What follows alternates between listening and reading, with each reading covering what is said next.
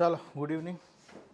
મારો અવાજ આવે છે ભાઈ? ઓનલાઈન વિદ્યાર્થીઓને ઓડિયો વિડીયો ક્લિયર છે?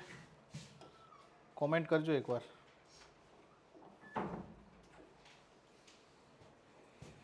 ઓડિયો વિડીયો ક્લિયર છે?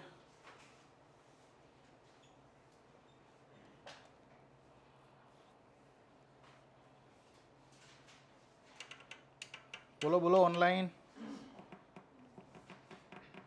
ગુડ ઇવનિંગ ભાઈ. અવાજ આવે છે કમ્પ્લીટ? Okay done. ચાલો, કયો વિષય ભણવાનો છે આપણે અત્યારે? ફરીથી બોલો બેન. ઇકો. તમારું શું કહેવું છે? ઇકોનોમિક્સ.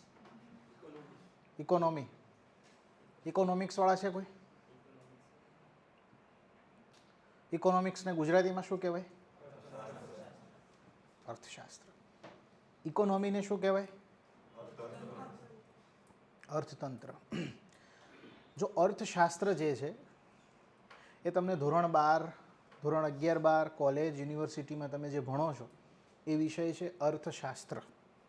તમારે જે સ્પર્ધાત્મક પરીક્ષાના પોઈન્ટ ઓફ વ્યૂથી ભણવાનો છે, તમારા સિલેબસમાં છે, એ છે અર્થવ્યવસ્થા, અથવા એને અર્થતંત્ર પણ કહેવાય. ક્લિયર થાય છે? તો આપણે શું ભણવાનું છે? ઇકોનોમી. ઓકે, અર્થવ્યવસ્થા. પણ આપણે અર્થવ્યવસ્થા ભણીએ પહેલાં આપણને ખબર હોવી જોઈએ કે અર્થશાસ્ત્ર શું છે, કારણ કે અર્થવ્યવસ્થાનો ઉદ્ભવ એ એના ઉપરથી જ થાય છે. આઈડિયા આવે છે? ખબર પડે છે? ઓકે, હું બીજી વસ્તુ તમને કહી દઉં કે આપણે જે સિલેબસને કવર કરીશું એ છે જીપીએસસી વર્ગ 1 અને વર્ગ 2 એડમિનિસ્ટ્રેટિવ સર્વિસ જે છે આપણો ક્લાસ 1-2નો, એ આપણે કવર કરીશું. અને એક બાબતની તમને હું શ્યોરિટી આપું છું કે હું જેટલું લખાવું તમને નોટ્સમાં, એની નોટ્સ બનાવવાની, મારી નોટ્સ લગભગ 350 થી 400 પેજની નોટ્સ થશે. ઓકે, બને ત્યાં સુધી આવા કોરા પેજ જે છે એ પ્રિફર કરજો, જેથી કરીને મેઇન્સ એક્ઝામમાં પણ લખવાની એક પ્રેક્ટિસ પડી જાય. કારણ કે તમારે મેઇન્સમાં જે પેપર આવશે બિલકુલ કોરું હશે, આવા લાઇનિંગવાળા પેજ નહીં હોય.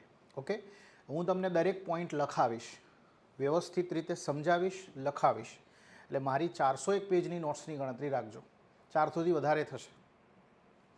એના બહાર કશું કરવાનું નહીં. ક્વાઇટ ઇનફ છે. હું કરાવું એટલું જ કરવાનું. જીપીએસસી ક્લાસ 1-2માં ઇકોનોમીના જે પોર્શન છે એનું વેઇટેજ છે 50 માર્ક્સનું. એસટીઆઈ અને ડીવાયએસઓ જેવી સુપર ક્લાસ 3ની એક્ઝામ આવે છે એમાં એનું વેઇટેજ છે 25 માર્ક્સનું. આ તો હું સ્ટેટિક પોર્શનની વાત કરી રહ્યો છું. કરંટ અફેરમાં જઈએ તો 50ની જગ્યાએ 60 પણ વેઇટેજ થઈ જાય. એસટીઆઈ ડીવાયએસઓની જો વાત કરીએ તો એમાં 25ની જગ્યાએ 30-35નું વેઇટેજ થઈ જાય. કારણ કે ઇકોનોમી એ ડાયનેમિક સબ્જેક્ટ છે. દિવસ ઉગે એટલે કંઈક નવું એની અંદર હોય ને હોય જ. ડેલી એમાં ચેન્જીસ આવે. ઇતિહાસ એ ડાયનેમિક સબ્જેક્ટ નથી. અકબર મરી ગયો બીજી વાર કાલ સવાર નથી જીવવાનો. જો એ જો પૂરું થઈ ગયું. રાજા એક્સપાયર થઈ ગયા તો પૂરા થઈ ગયા.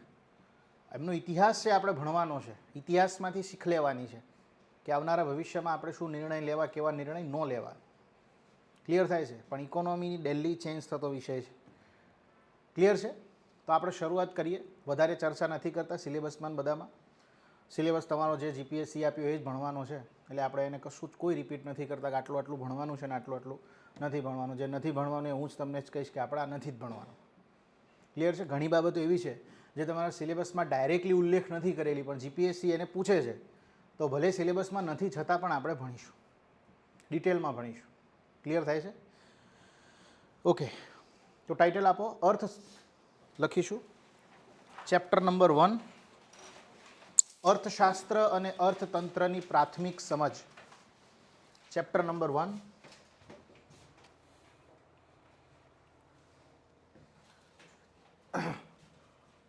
અર્થતંત્ર અને અર્થશાસ્ત્રની પ્રાથમિક સમજ.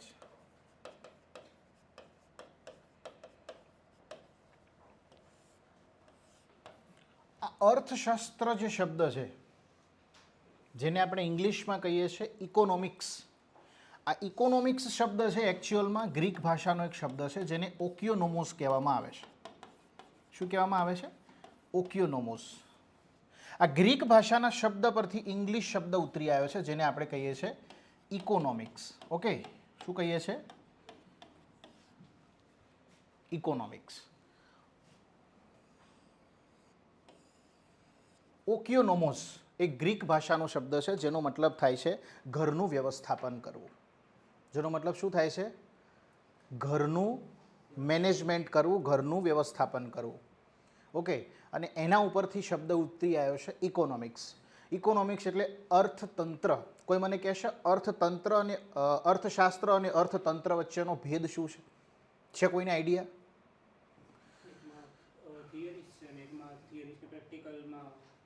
યસ, અર્થશાસ્ત્ર જેમ કે તમે એક નામ સાંભળ્યું હશે, રાજ્યશાસ્ત્ર. રાજ્યશાસ્ત્ર, રાજ્યશાસ્ત્રમાં શું આપેલું છે? રાજ્યશાસ્ત્રની અંદર એવા સિદ્ધાંતો આપેલા છે કે રાજ્યને કઈ રીતે ચલાવી શકાય, હે ને? એવા સિદ્ધાંતો આપેલા છે કે આપણે એક રાજ્યનો વહીવટ કરવો હોય તો કઈ રીતે કરી શકીએ, એના સિદ્ધાંતો એની અંદર આપેલા છે. જ્યારે એ સિદ્ધાંતોને વાસ્તવિક રીતે આપણે લાગુ કરીએ છીએ પ્રેક્ટિકલી, કે ભાઈ એક રાષ્ટ્રપતિ દેશમાં હોવો જોઈએ એવો સિદ્ધાંત લખેલો છે શાસ્ત્રમાં, એ વાસ્તવિક રીતે આપણે જ્યારે એને ચૂંટણી કરીએ ને રાષ્ટ્રપતિના પદ પર એને બેસાડીએ છીએ. શાસ્ત્રમાં લખેલું છે કે દેશનો વડો એક પ્રધાનમંત્રી હશે, આપણે એને ચૂંટણી કરીને પ્રધાનમંત્રી તરીકે બેસાડીએ છીએ. અને આખી જે હાયરાર્કી અને જે વ્યવસ્થા ઉદ્ભવે છે, રાષ્ટ્રપતિ, પ્રધાનમંત્રી, પ્રધાનમંડળ, મંત્રીમંડળ, ક્લિયર થાય છે, રાજ્યોમાં વિધાનસભા, આ વ્યવસ્થાને આપણે શું કીધું? રાજ્ય વ્યવસ્થા. જે તમે ભણશો બંધારણમાં. તમારા સિલેબસમાં 2 ટોપિક છે, બંધારણ અને રાજ્ય વ્યવસ્થા, એવું લખેલું હશે, જોજો. ખાલી બંધારણ નથી, બંધારણ અને રાજ્ય વ્યવસ્થા. તો આ રાજ્ય વ્યવસ્થાનો ઉદ્ભવ કઈ રીતે થયો? રાજ્યશાસ્ત્રની અંદર આપેલા સિદ્ધાંતોને વ્યવસ્થિત રીતે વ્યવહારિક ધરાતલ પર પ્રેક્ટિકલી આપણે લાગુ કર્યા દેશમાં, અને એક સિસ્ટમનો ઉદ્ભવ થયો અને આપણે શું કીધું? રાજ્ય વ્યવસ્થા. ક્લિયર થાય છે? આઈડિયા આવે છે? એ જ રીતે અર્થશાસ્ત્રમાં પણ શું આપેલું છે? સિદ્ધાંતો આપેલા છે કે દેશની રાષ્ટ્રીય આવકની ગણતરી આ સૂત્ર દ્વારા કરી શકાય, દેશમાં ફુગાવાની ગણતરી આ રીતે કરી શકાય, દેશની અંદર માંગ જે વધે છે, વસ્તુઓ અને સેવાઓની માંગમાં જે વધારો થાય છે, ઘટાડો થાય છે, જેના કારણે મોંઘવારી વધે છે, ઘટે છે, એ આ રીતે ગણતરી કરાય. તો અર્થશાસ્ત્રમાં પણ શું આપેલું છે? સિદ્ધાંતો છે. પણ એ કોને લગતા છે? આર્થિક બાબતોને લગતા છે. કોને લગતા છે? આર્થિક બાબતોને લગતા. જ્યારે આ આર્થિક બાબતોને લગતા સિદ્ધાંતોને આપણે પ્રેક્ટિકલી દેશમાં લાગુ કરીએ, વાસ્તવિક રીતે પ્રેક્ટિકલી, કે દેશમાં આપણે જે રીતે આપણા ઘરની આવકની આપણે ગણતરી કરીએ છીએ, એ જ રીતે આખા દેશમાં જેટલી આવક થઈ રહી હોય એની સરકાર ગણતરી કરે. દેશની અંદર મોંઘવારીની ગણતરી કરે સરકાર, બેરોજગારીની ગણતરી કરે, અને જે આંકડા બહાર પાડે છે, જે સિસ્ટમ આખી ઉદ્ભવે છે, એ સિસ્ટમને પછી શું કહેવાય? અર્થવ્યવસ્થા. ક્લિયર છે? અર્થશાસ્ત્ર ખાલી ફોર્મ્યુલા છે, સિદ્ધાંતો છે, જ્યારે એ સિદ્ધાંતોનો પ્રેક્ટિકલ કોણ છે? અર્થવ્યવસ્થા છે. ક્લિયર થાય છે? આઈડિયા આવે છે? ઓકે, તો અર્થશાસ્ત્ર નામનું પુસ્તક એક વ્યક્તિએ લખેલું, તમને ખબર હોય તો, ક્યાંક ભણ્યા હોય તો. કોને લખ્યું છે? કૌટિલ્યએ. ઓકે, અર્થશાસ્ત્ર નામનું પુસ્તક કોને લખ્યું છે? કૌટિલ્યએ. કૌટિલ્ય, એને વિષ્ણુગુપ્ત પણ કહેવાય છે, ચાણક્ય પણ કહેવાય છે. એકચ્યુઅલની અંદર આ અર્થશાસ્ત્ર, પુસ્તકનું નામ અર્થશાસ્ત્ર છે, પણ પુસ્તકનો એકચ્યુઅલી વિષય શું છે? તમને જો પૂછાય કે કૌટિલ્ય દ્વારા લિખિત અર્થશાસ્ત્ર વિષયનું મુખ્ય વિષય વસ્તુ કઈ છે, અથવા આ પુસ્તક નીચે પૈકી કયા વિષયનો સંદર્ભ આપે છે? પોલિટિકલ સાયન્સ, રાજનીતિક વિજ્ઞાન. એમાં શેના વિશેની બાબતો લખાઈ છે? કે દેશનો વહીવટ અથવા રાજ્યનો વહીવટ કઈ રીતે કરવો જોઈએ, રાજાનું પ્રજા સાથે કેવું વર્તન હોવું જોઈએ, રાજ્યમાં કાયદા કયા પ્રકારે હોવા જોઈએ, દરેક બાબતોનો ઉલ્લેખ કર્યો છે આમાં. જો કે એવું જરૂરી નથી કે આમાં ખાલી પોલિટિકલ સાયન્સ છે. મુખ્ય મુદ્દો પોલિટિકલ સાયન્સ, રાજનીતિ વિજ્ઞાન છે. એમાં ઇકોનોમીના સિદ્ધાંતોની પણ ચર્ચા કરી છે કે દેશમાં આવક આ રીતે પણ જનરેટ કરી શકાય, આટલા આટલા કર હોવા જોઈએ, આટલા આટલા ટેક્સીસ હોવા જોઈએ. ક્લિયર થાય છે? ઓકે. તો આ પુસ્તકની મુખ્ય વિષય વસ્તુ છે રાજનીતિક વિજ્ઞાન. અને બીજો એક પ્રશ્ન કે આ પુસ્તક ભારતમાં સૌપ્રથમ કોને મળ્યું?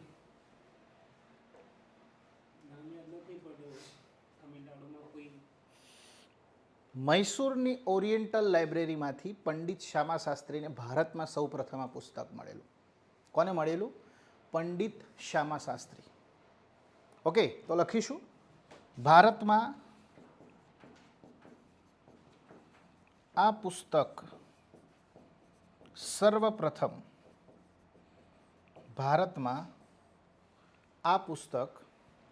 સર્વપ્રથમ મૈસૂરની ઓરિએન્ટલ લાઇબ્રેરીમાંથી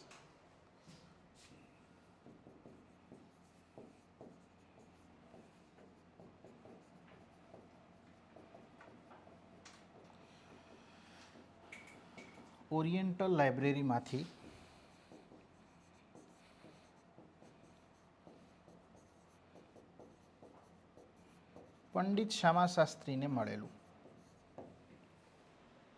ઓરિએન્ટલ લાઇબ્રેરીમાંથી પંડિત શ્યામા શાસ્ત્રીને મળેલું.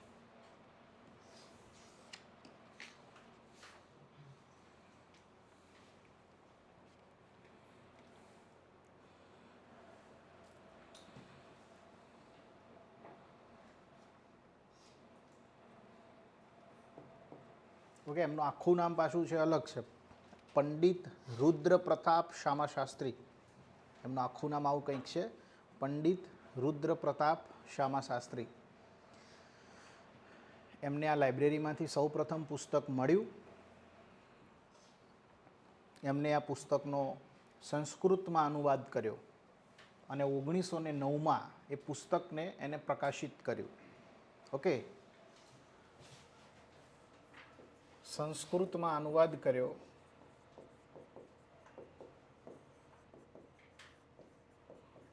અને 1909માં પ્રકાશિત કરવામાં આવ્યું. 1909માં પ્રકાશિત કરવામાં આવ્યું.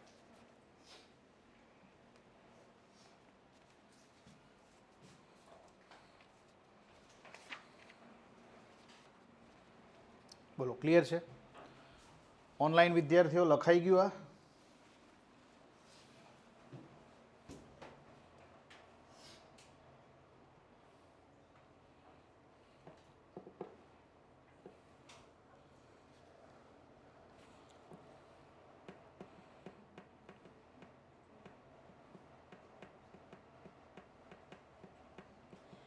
લખાઈ ગયું? ચાલો તો આગળ વધીએ. અર્થશાસ્ત્ર અને અર્થતંત્ર વચ્ચે શું ભેદ છે એ લખીશું. અર્થશાસ્ત્ર પુસ્તક વિશે હિસ્ટ્રીની ફેકલ્ટી તમને ભણાવશે. અર્થશાસ્ત્ર પુસ્તક વિશે ડિટેલમાં ભણાવશે. એમાં એ કઈ ભાષામાં હતું, એમાં શું ઉલ્લેખ છે, કઈ બાબતોનો ઉલ્લેખ છે, કઈ રાજનીતિક, સામાજિક, ધાર્મિક, આર્થિક કઈ બાબતોનો ઉલ્લેખ છે, બધું જ તમને હિસ્ટ્રીની ફેકલ્ટી ભણાવશે. આપણે ઇકોનોમીના પોઈન્ટ ઓફ વ્યૂથી જેટલું જોવાનું હતું એટલું જોઈ લીધું. ક્લિયર છે? હવે લખીશું અર્થશાસ્ત્ર અને અર્થતંત્ર વચ્ચે શું ભેદ છે. અર્થશાસ્ત્ર અને અર્થતંત્ર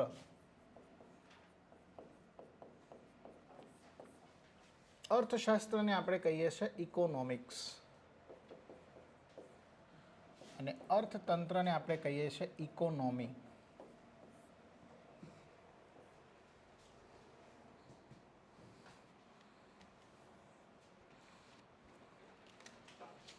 લખીશું અર્થશાસ્ત્રમાં કે આ એક સિદ્ધાંતોનો સમૂહ છે. આ એક સિદ્ધાંતોનો સમૂહ છે જેમાં આ એક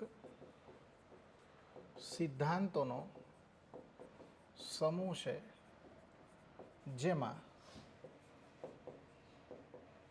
વેપાર લખો, એમાં વેપાર, ફુગાવો, ખર્ચ, માંગ, ફુગાવો એટલે મોંઘવારી, ફુગાવો, ખર્ચ, માંગ અને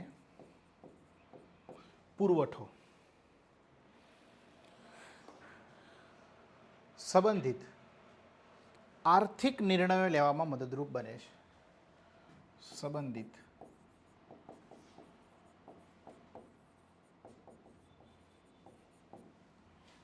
આર્થિક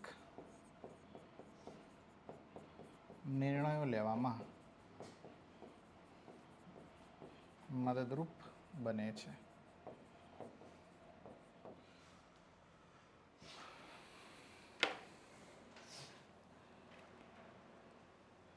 ખબર પડી ડેફિનેશનમાં? શું છે અર્થશાસ્ત્ર? એક સિદ્ધાંતોનો સમૂહ છે, ઓકે, જે શેમાં મદદરૂપ બને છે દેશને? વેપાર કઈ રીતે કરવો, મોંઘવારીની ગણતરી કઈ રીતે કરવી, ખર્ચ શું છે, માંગ અને પુરવઠાની ગણતરીઓ. ઓકે, અત્યારે જો ડુંગળી છે, કાંદા, એના ભાવ હવે વધશે કેમ કે હવે એની માંગ માર્કેટમાં વધી રહી છે, પણ પુરવઠો માર્કેટમાં એટલો નથી, એનો સપ્લાય નથી, તો શું જોવા મળશે? મોંઘવારી, ફુગાવો. તો આ માંગ અને પુરવઠાની જે ગણતરીઓ છે એની ફોર્મ્યુલાઝ, આ બધું જ ક્યાં છે? અર્થશાસ્ત્રમાં. આ બધા જ ડિસિઝન લેવામાં મદદરૂપ બને છે. ઓકે, ફાઇનલી ડિસિઝન લઈએ છીએ આપણે પ્રેક્ટિકલી, અને જે સિસ્ટમ ઉદ્ભવે છે એ છે અર્થતંત્ર. એકચ્યુઅલમાં અર્થતંત્ર શબ્દનો કોઈ મિનિંગ જ નથી. ઇકોનોમી, જ્યારે આ શબ્દ આગળ કોઈ દેશ અથવા કોઈ રાજ્ય, કોઈ વિસ્તારનું નામ તમે લગાવો છો ત્યારે જે મિનિંગફુલ વર્ડ બને છે. For example, Indian economy, Chinese economy, Japanese economy, American economy. Clear થાય છે? ઓકે, તો આમાં લખીશું અર્થતંત્રની અંદર જ્યારે અર્થશાસ્ત્રમાં લિખિત સિદ્ધાંતોને, જ્યારે અર્થશાસ્ત્રમાં લિખિત સિદ્ધાંતોને,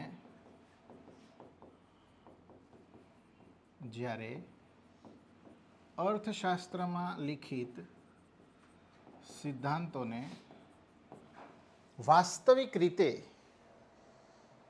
દેશમાં લાગુ કરવામાં આવે, સિદ્ધાંતોને વાસ્તવિક રીતે દેશમાં લાગુ કરવામાં આવે,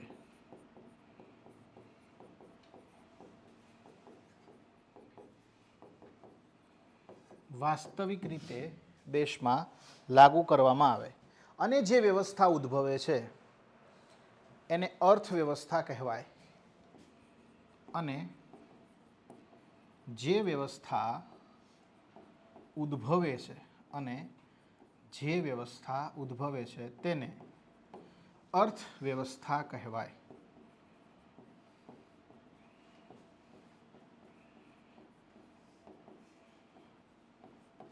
તેને અર્થવ્યવસ્થા કહેવાય છે.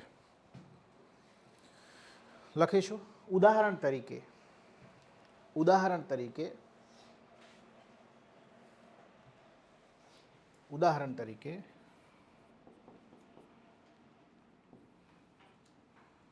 સિદ્ધાંતો અને ફોર્મ્યુલાઓના માધ્યમથી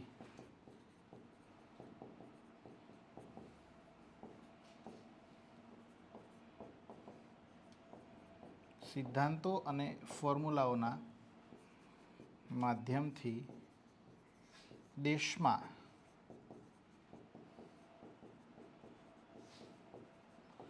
રાષ્ટ્રીય આવકની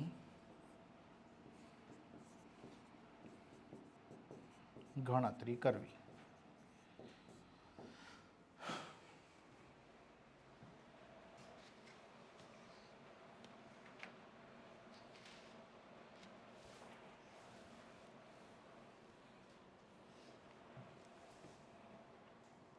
લખાઈ ગયું? ઓકે, ચાલો આગળ વધીએ. ઓનલાઈન લખાઈ ગયું ભાઈ? હવે એક વ્યક્તિ છે જેનું નામ છે પ્રોફેસર રેગ્નાર ફિશ. એ અર્થશાસ્ત્રને 2 શાખામાં વિભાજિત કરે છે. કેટલી શાખા છે અર્થશાસ્ત્રની? 2 છે. એકની કહેવાય છે માઇક્રો ઇકોનોમિક્સ, બીજાને કહેવાય છે મેક્રો ઇકોનોમિક્સ. માઇક્રો અને મેક્રોમાં શું ફરક છે એને આપણે ભણવાનો પ્રયત્ન કરીએ. ઓકે, અર્થશાસ્ત્ર વિશે બસ આટલું જ જોવાનું છે. પછી આપણે જે જોયું છે બધું જ અર્થતંત્ર વિશે હશે. આના વિશે બેઝિક ભણી લઈએ. કદાચ આ તો ભૂલથી મજાક કરી નાખે કોક દી જીપીએસસી તો આપણો માર્ક્સ ન જાય. ઓકે, ચલો બધું જ કરાવશું બેન, શાંતિ રાખો. ક્વેશ્ચન કેવા આવે, એક્સ વાય જે ટાઈમ મળશે તો એમસીક્યુનું પણ લેક્ચર ગોઠવીશું. પહેલાં સિલેબસ પર ધ્યાન આપો બેન. ઓકે, કન્સેપ્ટ ક્લિયર હશે તો પ્રશ્નો સોલ્વ થશે ને. ઓકે, ચલો લખીશું અહીંયા પ્રોફેસર રેગ્નાર ફિશ દ્વારા અર્થશાસ્ત્રને 2 ભાગોમાં વિભાજિત કરવામાં આવે છે. 2 ભાગોમાં વિભાજિત કરવામાં આવે છે. એકને કહેવાય છે માઇક્રો ઇકોનોમિક્સ, એટલે કે સૂક્ષ્મલક્ષી અર્થશાસ્ત્ર.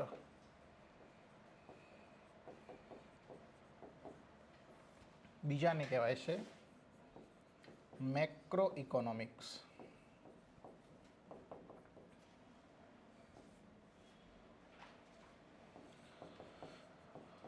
ગુજરાતીમાં કહેવાય છે સમગ્રલક્ષી અર્થશાસ્ત્ર.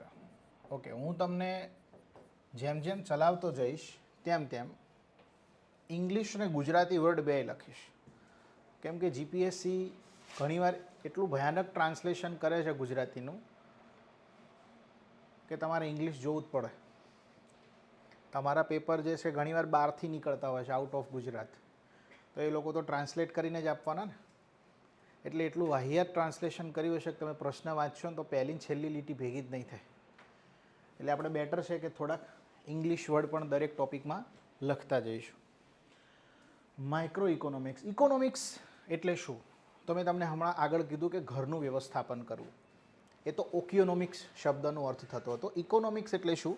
ઇકોનોમિક્સ એટલે એક એવું શાસ્ત્ર જે કોઈપણ દેશમાં થતી આર્થિક ગતિવિધિઓનો અભ્યાસ કરે છે.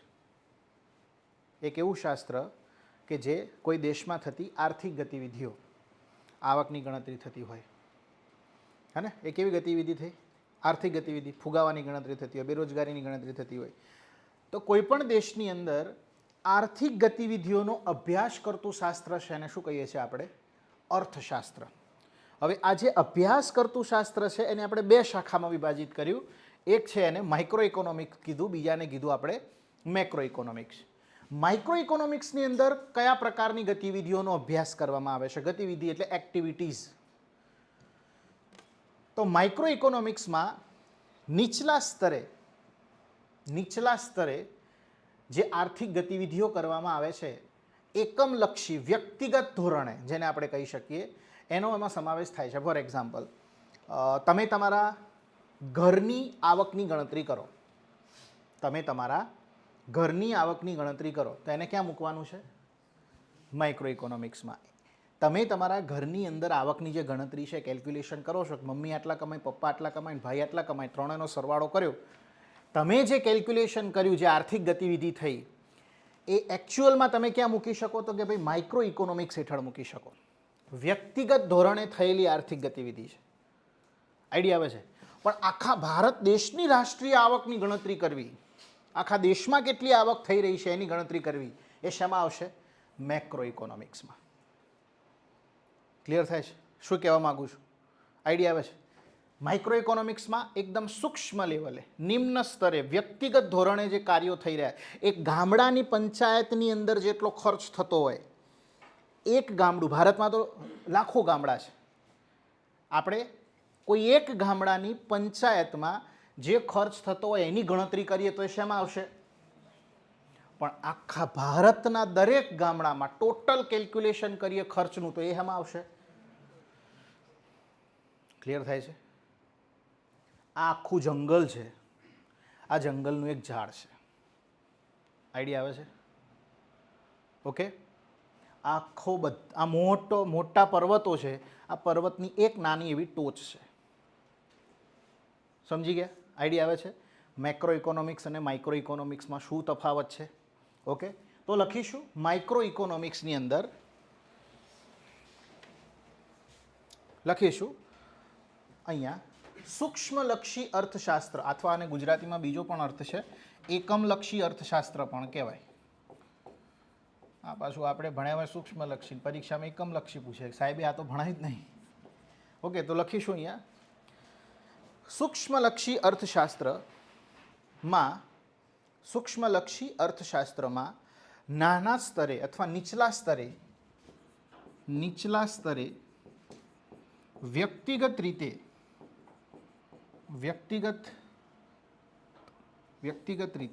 અથવા વ્યક્તિગત ધોરણે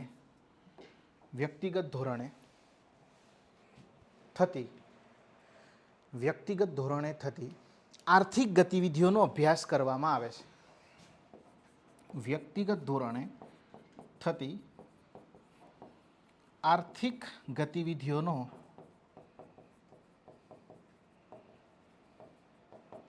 સમાવેશ કરવામાં આવે છે.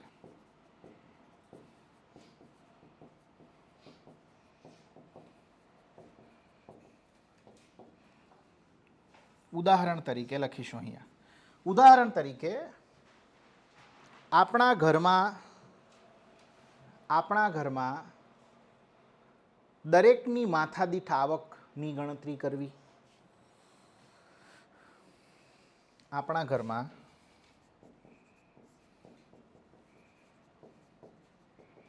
દરેકની માથાદીઠ આવકની ગણતરી કરવી.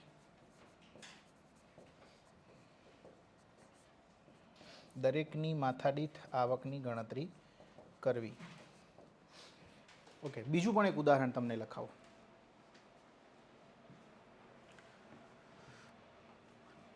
ખાલી માની લો કે ટામેટું છે, તો ટામેટાના ભાવમાં વધારો થયો, મોંઘું બન્યું ટામેટું, તો તમે ખાલી ને ખાલી ટામેટાના ભાવમાં થયેલો વધારો ગણો તો એ શામાં મૂકે છે?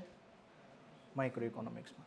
પણ તમે દેશમાં ટામેટા સહિત બધી વસ્તુઓમાં થયેલો ભાવ વધારોનો કેલ્ક્યુલેશન કરો તો એ શામાં મૂકાશે?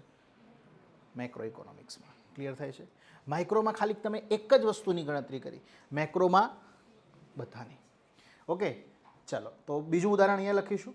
આમાં જ માઇક્રોમાં જ માત્ર ટામેટામાં થયેલ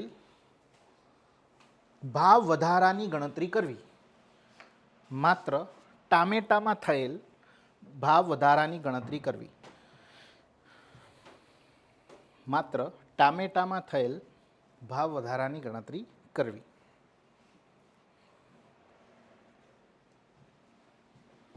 લખી દીધું? ઓકે.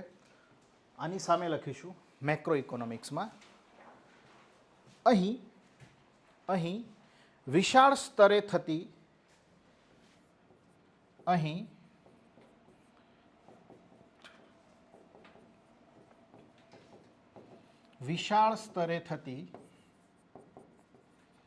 આર્થિક ગતિવિધિઓ વિશાળ સ્તરે થતી આર્થિક ગતિવિધિઓનો અભ્યાસ કરવામાં આવે છે. વિશાળ સ્તરે થતી આર્થિક ગતિવિધિઓનો અભ્યાસ કરવામાં આવે છે. ગતિવિધિઓનો અભ્યાસ કરવામાં આવે છે.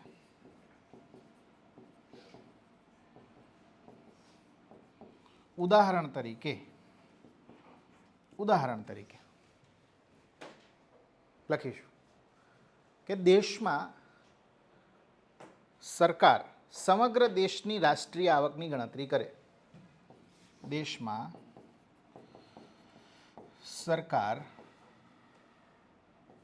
રાષ્ટ્રીય આવકની ગણતરી કરે.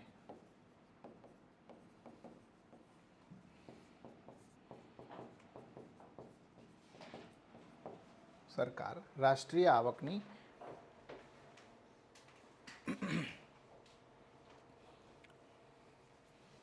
સમજાવું બેન, ફરીથી સમજાવીશું આખું, ચિંતા ના કરો. પહેલાં લખી દઉં, હું લખાવું છું. આમાં બીજું લખો જો. સમગ્ર દેશમાં તમામ વસ્તુઓમાં થયેલ મોંઘવારીને ગણવામાં આવે.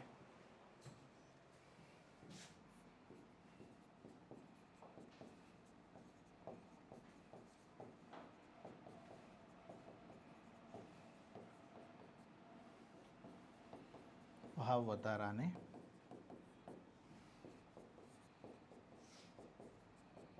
ગણવામાં આવે. એને બેન મેક્રોમાં જ મુકાશે. ઓકે, મેક્રોમાં મુકાશે. ઓકે, તમે ખાલી ટામેટામાં થયેલો ભાવ વધારો ગણો છો. મેક્રોમાં તમે ટામેટા સહિત ડુંગળી, બટાકા, કોથમીર, બધી જ શાકભાજીમાં થયેલો વધારો ગણો છો. એ પણ શેમાં આવશે? મેક્રોમાં જ આવશે. ક્લિયર થાય છે? ઇન શોર્ટ, મેં તમને હમણાં જ એક એક્ઝામ્પલ આપ્યું કે આ આખું જંગલ છે, એમાંનું એક ઝાડ છે ખાલી આ. અહીંયા તમે તમારા ઘરના આવકની ગણતરી કરો છો, અહીંયા આખા દેશના આવકની ગણતરી કરવાની છે. અહીંયા તમે કોઈ એક શાકભાજીમાં થયેલો વધારો ગણો છો, અહીંયા તમારે આખા દેશની અંદર આવેલી જેટલી પણ શાકભાજીઓ છે દરેકમાં થયેલો વધારો ઘટાડો ગણવાનો છે. ક્લિયર થાય છે? અહીંયા વ્યક્તિગત રીતે જેટલી આર્થિક ગતિવિધિઓ થાય છે એની ગણતરી કરવાની છે. અહીંયા ટોપ લેવલે, આખા દેશ લેવલે, કન્ટ્રી લેવલે જેટલી ગતિવિધિ થાય છે બધી ગણવાની છે. ક્લિયર થાય છે? આઈડિયા આવે છે? Okay okay. એક મુદ્દો આમાં લખો, માઇક્રો ઇકોનોમિક્સમાં એક મુદ્દો એડ કરો.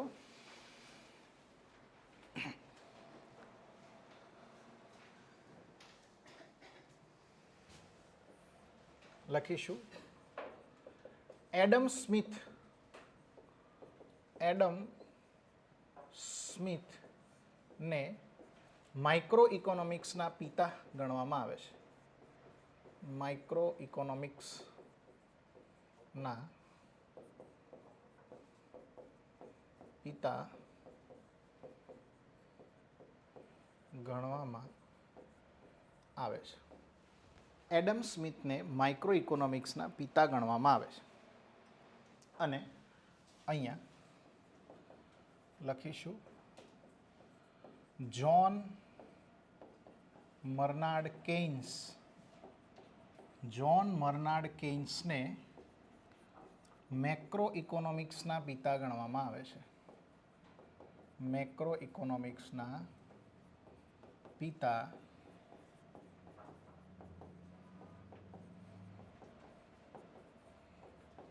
ગણવામાં આવે છે.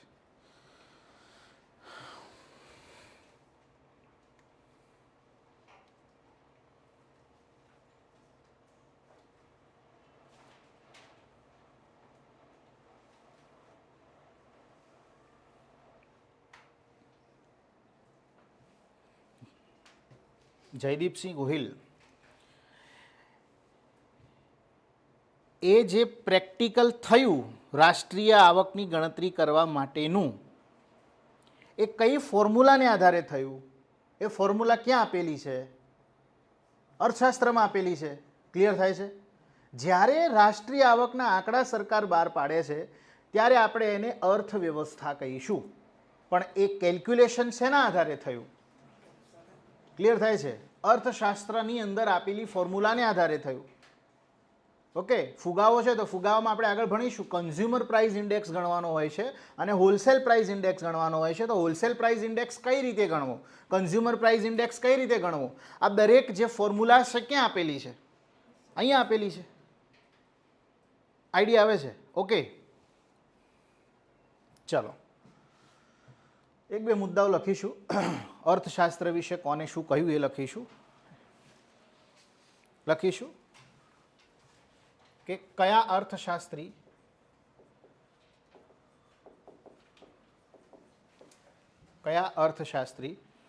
અર્થશાસ્ત્રના સંદર્ભમાં શું ખ્યાલ છે?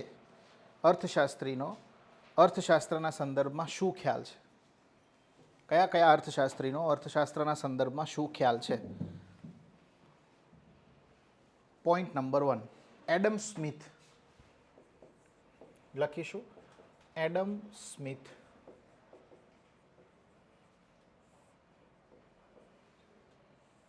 Adam Smith. લખીશું અર્થશાસ્ત્રને સંપત્તિના શાસ્ત્ર તરીકે ઓળખાવે છે. અર્થશાસ્ત્રને સંપત્તિના શાસ્ત્ર તરીકે ઓળખાવે છે. સંપત્તિના શાસ્ત્ર તરીકે ઓળખાવે છે. એમના પુસ્તકના નામ લખજો જે જોડકા સ્વરૂપે પૂછાઈ શકે. પહેલું પુસ્તક છે, એક લખીશું wealth of nation.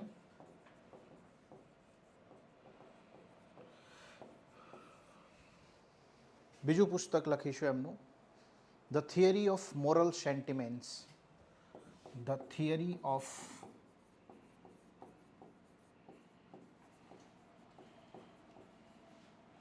Moral sentiments. આ પુસ્તક 1759માં બહાર પડ્યું છે. આ પુસ્તક 1776માં બહાર પડ્યું છે. 1776માં બહાર પડ્યું છે.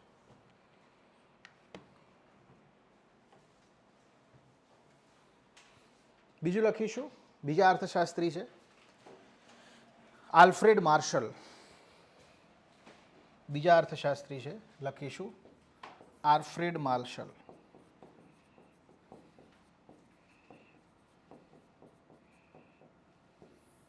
આલ્ફ્રેડ માર્શલ શું કહે છે લખીશું તેઓ અર્થશાસ્ત્રને લોકોના કલ્યાણ કરવા માટેના શાસ્ત્ર તરીકે ઓળખાવે છે. તેઓ અર્થશાસ્ત્રને લોકોના કલ્યાણ કરવા માટેના શાસ્ત્ર તરીકે ઓળખાવે છે.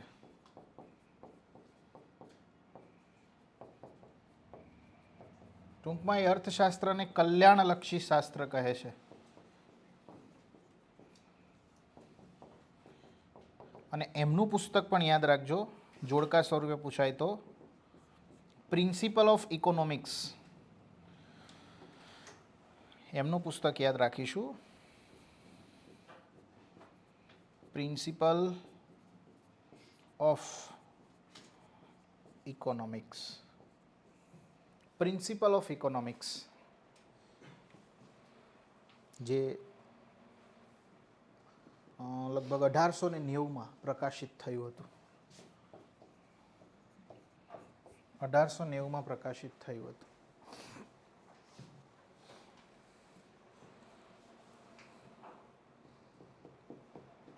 લખ્યું. ત્રીજો અર્થશાસ્ત્રીનું નામ લખીશું લાયોનલ રોબિન્સ. આ લખાઈ ગયું? ઓકે. ત્રીજા અર્થશાસ્ત્રીનું નામ છે લાયોનલ રોબિન્સ. બધા અર્થશાસ્ત્રની અલગ અલગ વ્યાખ્યા આપે છે. લાયોનલ રોબિન્સ શું કહે છે લખીશું. તેઓ જણાવે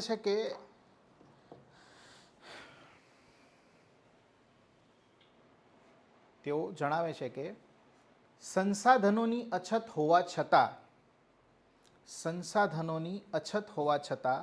માનવ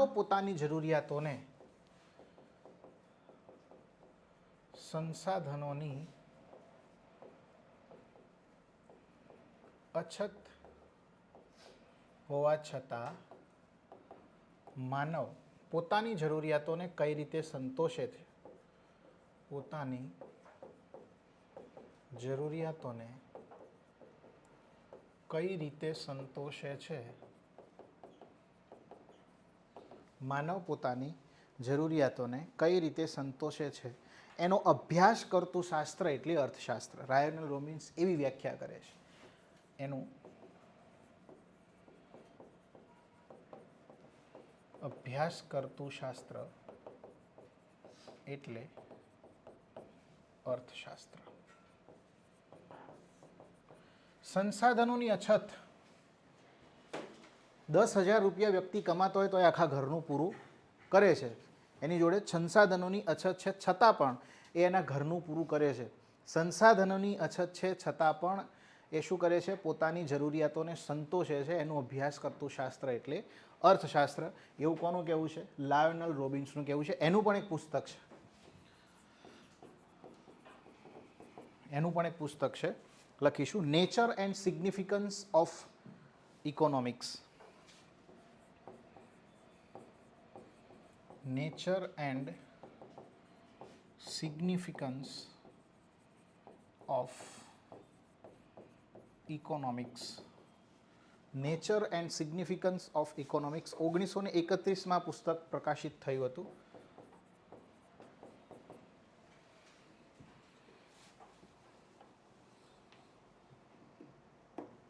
ક્લિયર છે? તો અર્થશાસ્ત્રમાં કોણ શું કહે છે એના વિશેની વાત કરી. થોડાક આગળ વધીએ. હવે આપણે આગળ વધી રહ્યા છે એ છે અર્થવ્યવસ્થા ઉપર. ટાઇટલ આપીશું અર્થવ્યવસ્થા.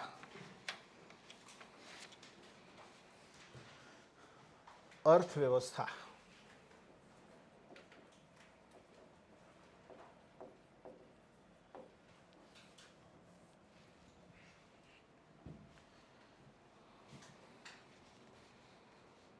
ચલો. અર્થવ્યવસ્થા શું છે એ તો આપણે લખી દીધું આગળ. એના વિશે ડિફરન્ટ ક્લિયર કરી નાખ્યો અર્થશાસ્ત્ર અને અર્થવ્યવસ્થા વચ્ચે. હવે અર્થવ્યવસ્થાના આપણે પ્રકાર ભણવાના છે. શું ભણવાનું છે? અર્થવ્યવસ્થાના પ્રકારો. તો અર્થવ્યવસ્થાના પ્રકારો જે ભણવાના છે એની જો આપણે વાત કરીએ તો અલગ અલગ સંદર્ભમાં ભણીશું. એક આપણે ભણીશું એ હશે રાજ્યના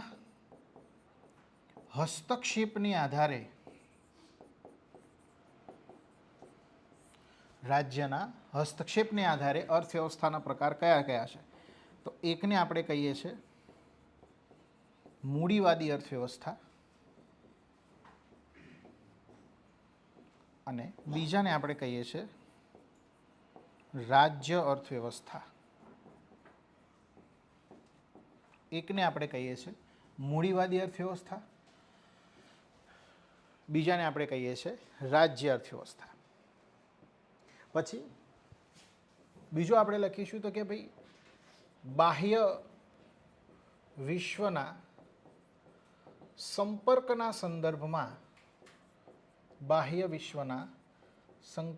સંપર્કના સંદર્ભમાં અર્થવ્યવસ્થાના પ્રકાર. તો બે પ્રકાર છે. એકને આપણે કહીએ છીએ ઓપન ઇકોનોમી અને બીજાને આપણે કહીએ છીએ ક્લોઝડ ઇકોનોમી.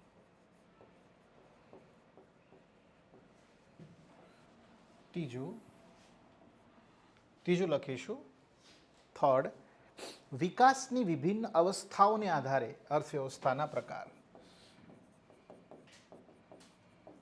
વિકાસની વિભિન્ન અવસ્થાઓને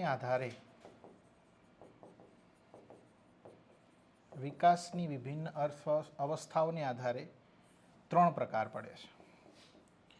એકને આપણે કહીએ છીએ વિકસિત અર્થવ્યવસ્થા, બીજાને આપણે કહીએ છીએ વિકાસશીલ અર્થવ્યવસ્થા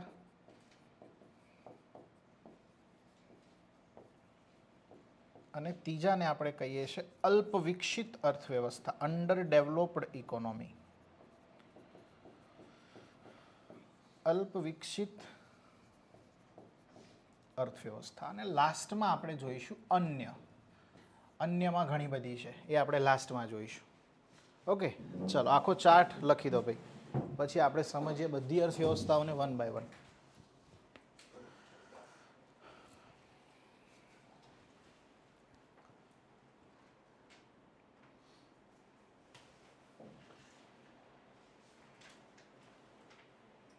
ખબર પડે છે ને ભાઈ, ઉપરથી નહીં જતું ને. હજુ આ ઇકોનોમી ચાલુ જ નથી થયું. હજુ તો 2 લેક્ચર. આ તો બધું બેઝિક છે. આ બધું શું છે? બેઝિક છે. આ આવડશે તો આગળના બીજા 30 લેક્ચરમાં ખબર પડશે. આ 2 લેક્ચરમાં જેટલી ખબર પડીએ છે એ તમને આગળના 28 થી 30 લેક્ચરમાં ખબર પડશે. ક્લિયર છે? આ 2 લેક્ચરમાં ખબર નહીં પડે તો આગળના 30 લેક્ચરમાં કાંઈ ખબર નહીં પડે. એટલે હું મહત્તમ પ્રયત્ન કરે તમને બધામાં કન્સેપ્ટ ક્લિયર કરાવવાનો. ક્લિયર છે? કારણ કે આ કન્સેપ્ચ્યુઅલ સબ્જેક્ટ છે. ઓકે, હજુ 5 લેક્ચર, 5 થી 7 લેક્ચર એવા આવશે જેમાં કોઈ એવા મોટા કન્સેપ્ટ નથી. પંચવર્ષીય યોજનાઓ છે અને આ બધા બહુ મોટા કન્સેપ્ટ નથી. પણ જ્યારે આપણે ટેક્સેશન ભણીશું, ઇન્ડિયન ટેક્સેશન સિસ્ટમ, બજેટ ભણીશું, બેન્કિંગ સિસ્ટમ ભણીશું, ઇન્ફ્રાસ્ટ્રક્ચર ભણીશું, આમાં બધા કન્સેપ્ટ જ છે. આમાં નાના નાના કીવર્ડને સમજવાના છે. ઓકે, ચાર્ટ દોરી દીધો. ઓકે, ચાલો તો શરૂઆત કરીએ. સૌથી પહેલાં આપણે આને ભણવાનો પ્રયત્ન કરીએ. રાજ્યના હસ્તક્ષેપને આધારે અર્થવ્યવસ્થાના પ્રકારો કઈ રીતે છે. ચાલો, તો રાજ્યના હસ્તક્ષેપને આધારે અર્થવ્યવસ્થાના પ્રકારોની જો આપણે વાત કરીએ તો એમાં આપણે પહેલો ભણી રહ્યા છે જેને આપણે કહીએ છીએ મૂડીવાદી અર્થવ્યવસ્થા. હવે ચોપડા બંધ કરી દેજો, તમને બધું જ સમજાવી દઉં, પછી લખાઈશ અને બોર્ડ વર્ક કરું એ લખી દેજો. આને ઇંગ્લિશમાં આપણે કહીએ છીએ કેપિટાલિસ્ટિક ઇકોનોમી.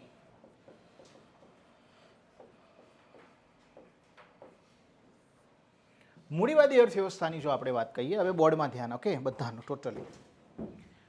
એક વ્યક્તિ છે સ્કોટલેન્ડનો. કયા દેશનો છે? સ્કોટલેન્ડનો વ્યક્તિ છે. અને આ સ્કોટલેન્ડનો વ્યક્તિ જેનું નામ છે એડમ સ્મિથ. શું નામ છે? Adam Smith. આ એડમ સ્મિથ જે છે એ 1776માં એક પુસ્તક પ્રકાશિત કરે છે. અગાઉ મેં હમણાં એનું નામ લખાયું. શું લખાયું મેં? The wealth of nation. આવું લખાયું મેં. Okay, wealth of nation. આ પુસ્તકમાં આ વ્યક્તિ કે દેશમાં અર્થવ્યવસ્થા કેવી હોવી જોઈએ એના 3 સિદ્ધાંતો આપે છે. કેટલા સિદ્ધાંતો આપે છે? 3 સિદ્ધાંતો આપે છે. કયા કયા 3 સિદ્ધાંતો આપે છે? તો લખીશું અહીંયા કે ભાઈ 3 સિદ્ધાંતો આપે છે. પહેલો સિદ્ધાંત છે એને કહેવાય છે, ગ્રીક ભાષામાં લખે છે લેઝિસ ફેરનો સિદ્ધાંત કહેવાય છે. કયો સિદ્ધાંત કહેવાય છે? લેઝિસ ફેરનો સિદ્ધાંત.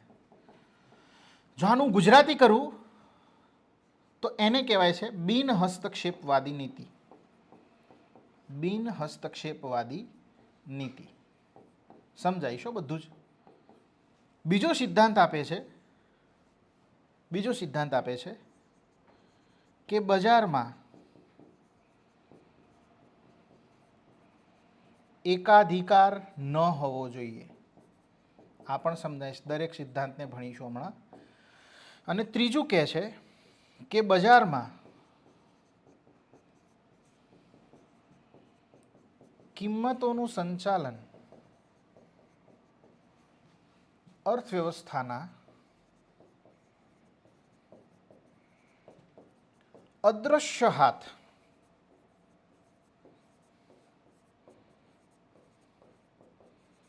વડે થવું જોઈએ. ઓકે, 3 સિદ્ધાંતો છે. હવે 3 સિદ્ધાંતોને આપણે ડિટેલમાં ભણવાનો પ્રયત્ન કરીએ. પહેલો સિદ્ધાંત શું કહે છે? લેઝિસ ફેરનો સિદ્ધાંત. કે ભાઈ જે દેશમાં મૂડીવાદી અર્થવ્યવસ્થા હોય ત્યાં આ 3 સિદ્ધાંતો કાર્ય કરતા હોવા જોઈએ. પહેલો સિદ્ધાંત છે લેઝિસ ફેરનો સિદ્ધાંત. તો પહેલો સિદ્ધાંત આપણે ભણીએ જેનું નામ છે લેઝિસ ફેરનો સિદ્ધાંત. અને મેં તમને કીધું કે એ સિદ્ધાંતને ગુજરાતીમાં શું કહેવાય? બિન હસ્તક્ષેપવાદી નીતિ. બિન હસ્તક્ષેપવાદી નીતિ. સમજો હવે. બિન હસ્તક્ષેપ. હસ્તક્ષેપ એટલે આપણી દેશી ભાષામાં કહેવાય હળી કરવી.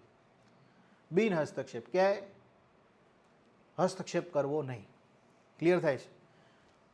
લેઝિસ ફેરનો સિદ્ધાંત એવું કહે છે કે જે દેશમાં મૂડીવાદી અર્થવ્યવસ્થા લાગુ હોય ત્યાં સરકાર બજારમાં કોઈ પણ પ્રકારનો હસ્તક્ષેપ કરશે નહીં.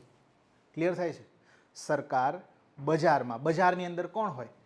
કંપનીઓ, ધંધાદારીઓ, વેપારીઓ. ક્લિયર થાય છે? આઈડિયા આવે છે? તો જે દેશમાં મૂડીવાદી અર્થવ્યવસ્થા લાગુ હોય એ દેશમાં સરકાર બજારમાં કોઈ હસ્તક્ષેપ કરશે નહીં. પહેલો મુદ્દો. સરકાર બજારમાં હસ્તક્ષેપ નહીં કરે એનો મતલબ શું સાહેબ? એનો મતલબ એવો કે બજારમાં કઈ કંપનીએ શું પેદા કરવું, કઈ કંપનીએ ક્યાં વેચવું, કેટલું વેચવું, આ બધું ડિસિઝન કંપનીઓ પોતે લેશે. સરકાર એમાં કોઈ હસ્તક્ષેપ કરશે નહીં, કોઈ હળી કરશે નહીં. ક્લિયર થાય છે શું કહેવા માગું છું?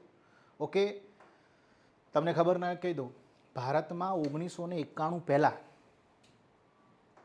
કેટલી ખાંડ અહીંયાથી અમેરિકા મોકલવી, કેટલા ચોખા અહીંયાથી એક્સપોર્ટ કરવા, આ બધા જથ્થાત્મક નિયંત્રણો લાગેલા હતા.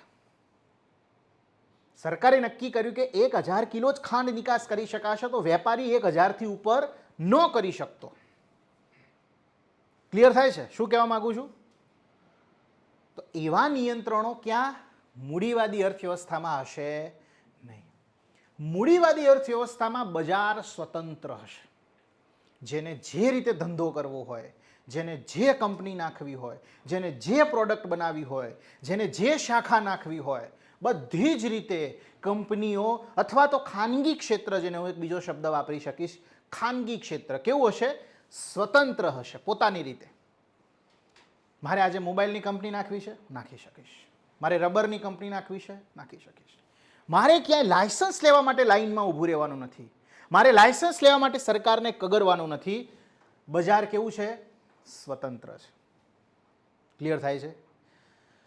તો મૂડીવાદી અર્થવ્યવસ્થામાં શું હોય?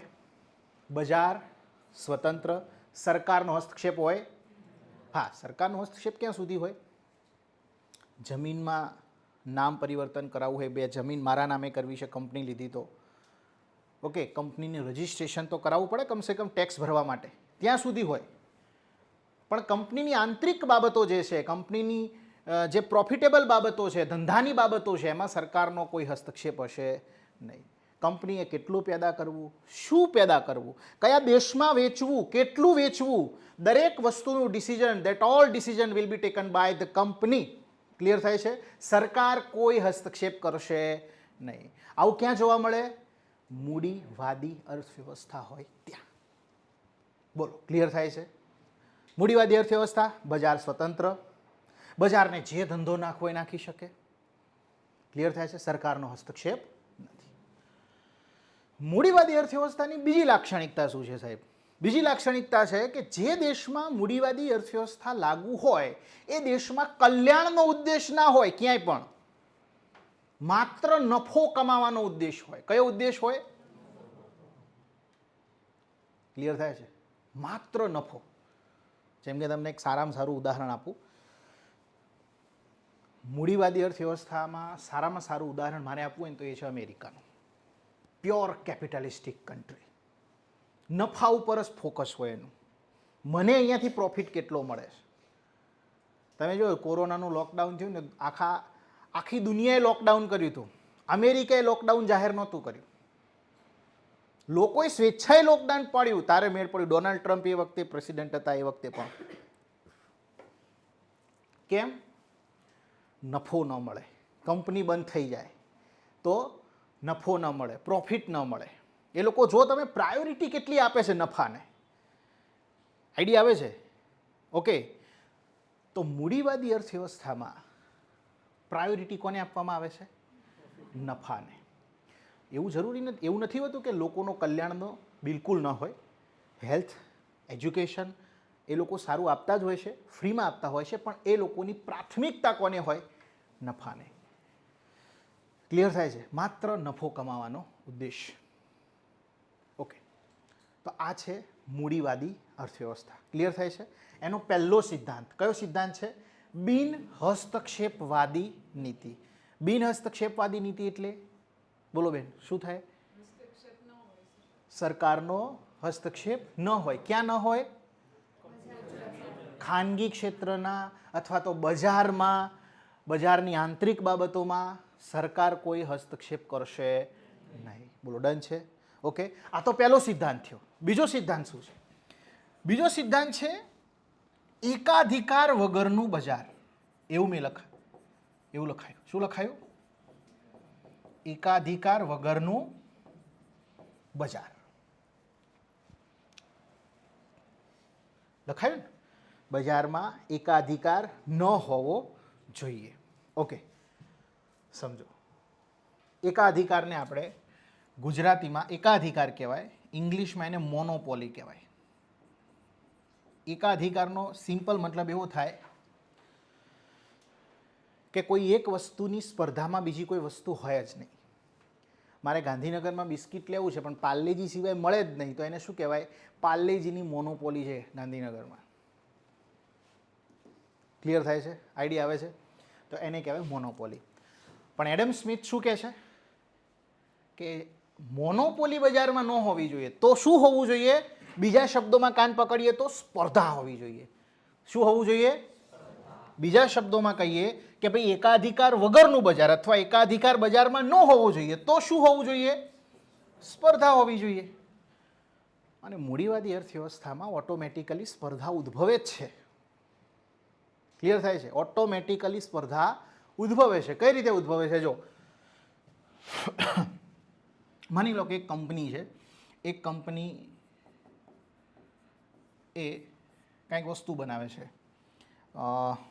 માની લો કે આ કોમ્પ્યુટર, આ એલઈડી બનાવે છે આવી. ઓકે, આવી સિમ્પલ એલઈડી બનાવે છે અને માર્કેટમાં બહુ સારું એવું ચાલે છે. આવી ટીવી જ બનાવે છે ટચ સ્ક્રીનવાળી, માર્કેટમાં સારો એવો ધંધો ચાલે. કોઈ બીજા વ્યક્તિને એવી ઈચ્છા થઈ કે મારે પણ એલઈડીની કંપની નાખવી છે, મારે એલઈડીની કંપની નાખવી છે.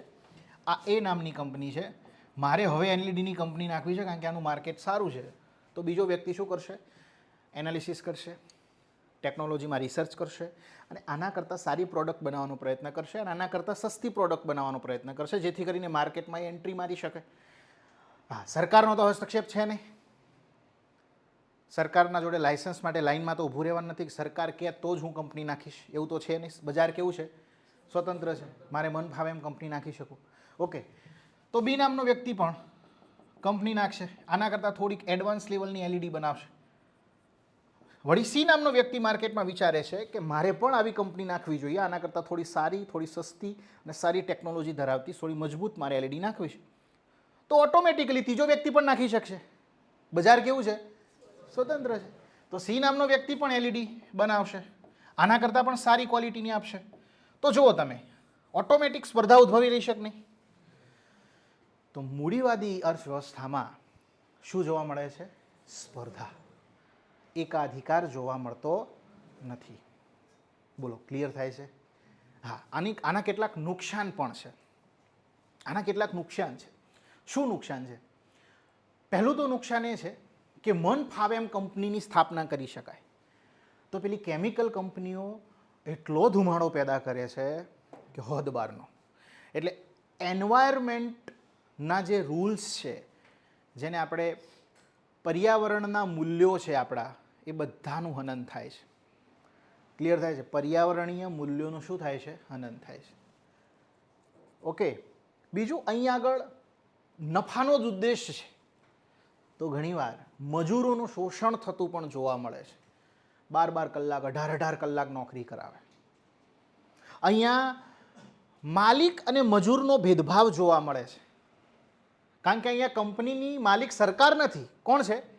તમારા મારા જેવા વ્યક્તિઓ છે. ક્લિયર થાય છે? તો અહીંયા નીચેવાળો વ્યક્તિ એ મજૂર અને હું માલિક, એવો ભેદભાવ જોવા મળે છે. આ બધા શું છે? એના નુકસાનો છે.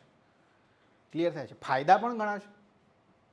પહેલો તો ફાયદો આ જ છે કે જ્યાં સ્પર્ધા હશે ત્યાં વસ્તુ ટકાઉ મળશે, સારી ક્વોલિટીવાળી મળશે અને સસ્તી મળશે. જ્યાં સ્પર્ધા હોય ત્યાં ફાયદો કોને થાય? હંમેશા ગ્રાહકને જ થાય. કોને થાય? ગ્રાહકને થાય. બોલો, ક્લિયર થાય છે? આઈડિયા આવે છે? અને ત્રીજો નિયમ શું કહે છે? કે બજારમાં કિંમતોનું સંચાલન, કે ભાઈ વસ્તુની કિંમત કેટલી હશે એ કોણ નક્કી કરશે? સરકાર કરશે? ના. કોણ કરશે? અર્થવ્યવસ્થાના અદ્રશ્ય હાથ. અર્થવ્યવસ્થાના કેવા હાથ? અદ્રશ્ય, ઇનવિઝિબલ એન્ડ ઓફ ઇકોનોમી. અર્થવ્યવસ્થાના અદ્રશ્ય હાથ એટલે માંગ અને પુરવઠો. શું છે? માંગ અને પુરવઠો. વસ્તુની માંગ બહુ વધારે હોય અને પુરવઠો ન હોય તો વસ્તુ કેવી બને? મોંઘી. અને વસ્તુનો પુરવઠો અઢળક પડ્યો છે પણ લોકો લેવા જ માગતા નથી તો વસ્તુ કેવી બને? સસ્તી.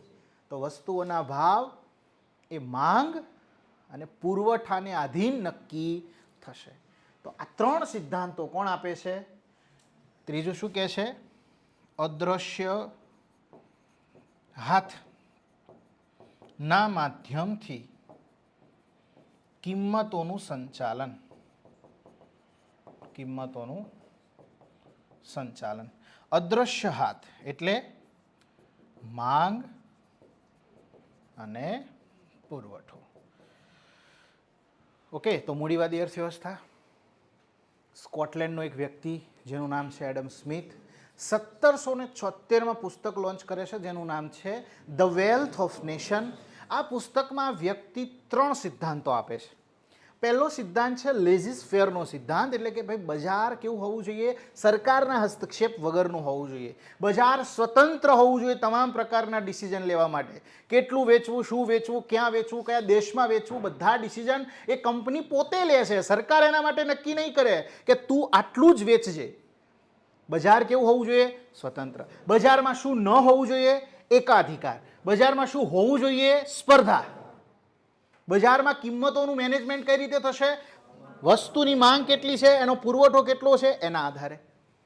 કિંમતો સરકાર નક્કી નહીં કરે કે કાલ સવારે એસીના ભાવ આટલા, કાલ સવારે આ ગાડીના ભાવ આટલા. એ ડિપેન્ડ કરે છે ગાડીની માંગ કેટલી છે. ક્લિયર થાય છે? તો આને કહેવાય મૂડીવાદી અર્થવ્યવસ્થા. એટલા જ માટે એડમ સ્મિથને મૂડીવાદી અર્થવ્યવસ્થાનો પિતા પણ કહેવામાં આવે છે. એ માઇક્રો ઇકોનોમિક્સના પિતા તો છે જ, પણ મૂડીવાદી અર્થવ્યવસ્થાના જનક પણ એને કહેવામાં આવે છે. ચાલો આટલું લખી દો, પછી હું તમને આ બધું લખાવું છું. આ લખી દો.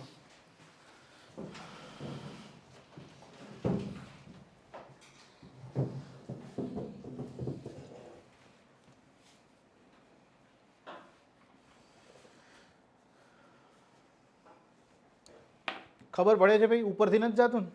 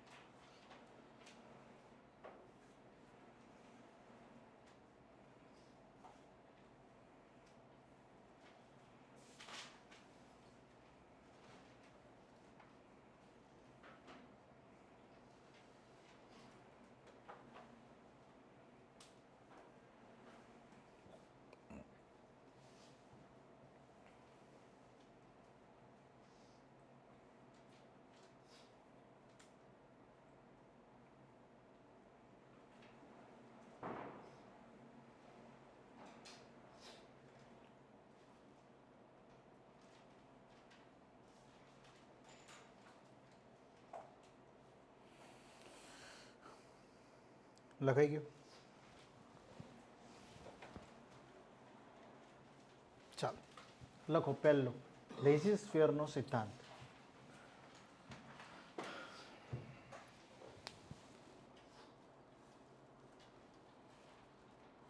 લખો લેઝી સ્ફિયરનો સિદ્ધાંત. આનો અર્થ એવો થાય છે કે સરકારની આનો અર્થ એવો થાય છે કે સરકાર બજારમાં કોઈ પણ પ્રકારનો હસ્તક્ષેપ કરશે નહીં. સરકાર બજારમાં કોઈ પણ પ્રકારનો હસ્તક્ષેપ કરશે નહીં. ઓકે, એમાં જ લખીશું કે બજાર પોતાના તમામ નિર્ણયો લેવા માટે સ્વતંત્ર હશે. બજાર પોતાના તમામ નિર્ણયો લેવા માટે સ્વતંત્ર હશે.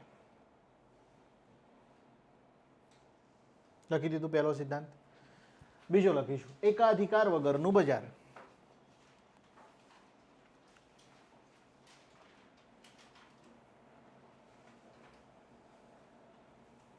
એકાધિકાર વગરનું બજાર.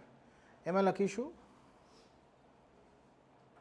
કે બજારમાં કોઈ એક કંપનીનું વર્ચસ્વ ન હોવું જોઈએ.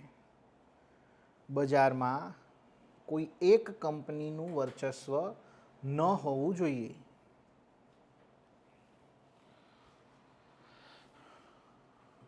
કોઈ એક કંપનીનું વર્ચસ્વ ન હોવું જોઈએ. મતલબ કે બજારમાં સ્પર્ધા હોવી જોઈએ.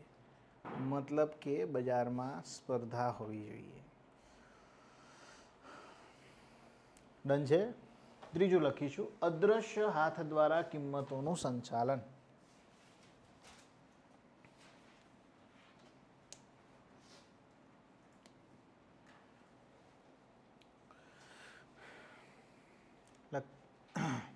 લખીશું અર્થવ્યવસ્થાના અદ્રશ્ય હાથ એટલે માંગ અને પુરવઠો. અર્થવ્યવસ્થાના અદ્રશ્ય હાથ એટલે માંગ અને પુરવઠો.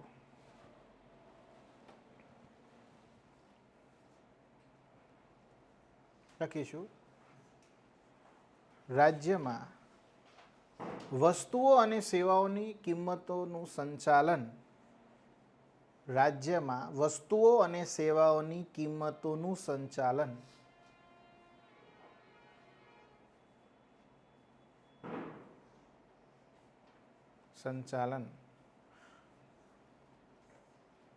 ઉપલબ્ધ માંગ અને પુરવઠાને આધારે થવું જોઈએ. ઉપલબ્ધ માંગ અને પુરવઠાને આધારે થવું જોઈએ.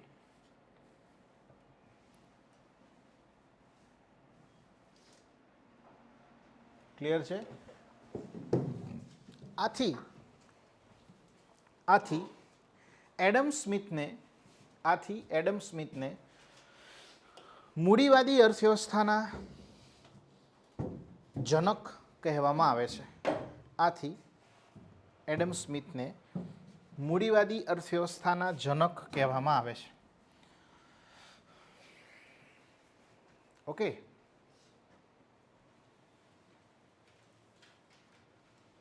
ગરમી લાગે છે? નથી લાગતી? ગરમી લાગે છે? નથી લાગતી?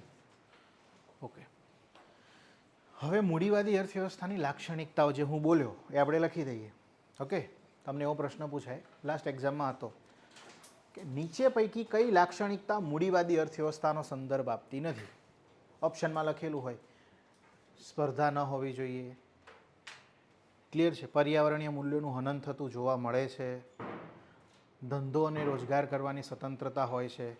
સરકારનો હસ્તક્ષેપ હોતો નથી. 4 વિધાન આપેલા હોય એમાં આપણે જોવાનું કે આમાં મૂડીવાદી અર્થવ્યવસ્થા માટે કયું સાચું છે કયું ખોટું છે. અને આપણે ભણી ગયા બધું જ. ઓકે, તો મૂડીવાદી અર્થવ્યવસ્થાની લાક્ષણિકતાઓ કઈ કઈ છે? મૂડીવાદી અર્થવ્યવસ્થાની લાક્ષણિકતાઓ.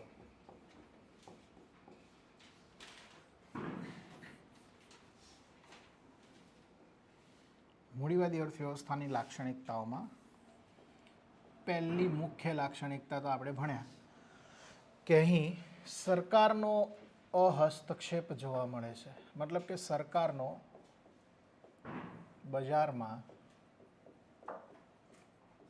હસ્તક્ષેપ હોતો નથી. હસ્તક્ષેપ હોતો નથી. બીજો પોઈન્ટ, બજાર તમામ નિર્ણયો લેવા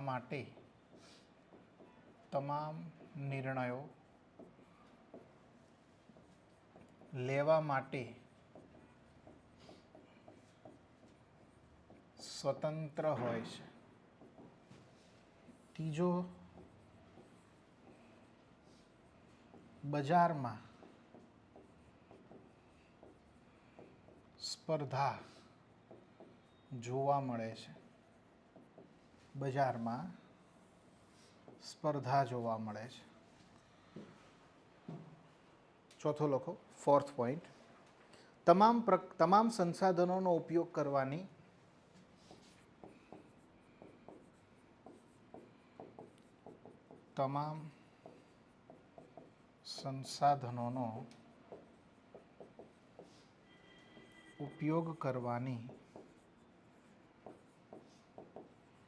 સંપૂર્ણ સ્વતંત્રતા હોય છે. તમામ સંસાધનોનો ઉપયોગ કરવાની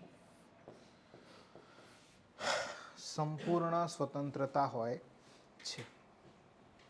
બીજું, લોકો વ્યક્તિગત મિલકત પોતાની નામે ખરીદી શકે છે. લોકો વ્યક્તિગત મિલકત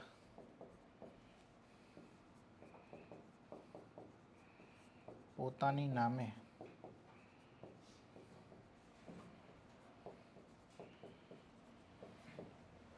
ખરીદી શકે છે. લખ્યું? નેક્સ્ટ, છઠ્ઠું, અહીં માત્ર નફાને પ્રાધાન્ય આપવામાં આવે છે.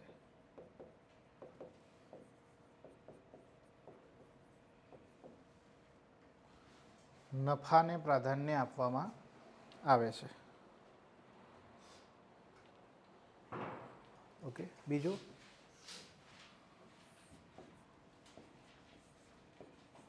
ઉત્પાદનના સાધનોની માલિકી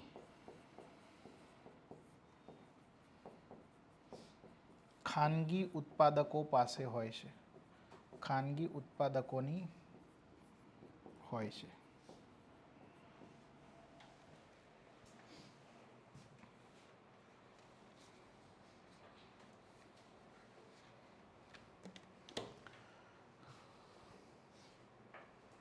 આ શબ્દ લખ્યો છે એક, કે ઉત્પાદનના સાધનોની માલિકી ખાનગી ઉત્પાદકોની હોય છે.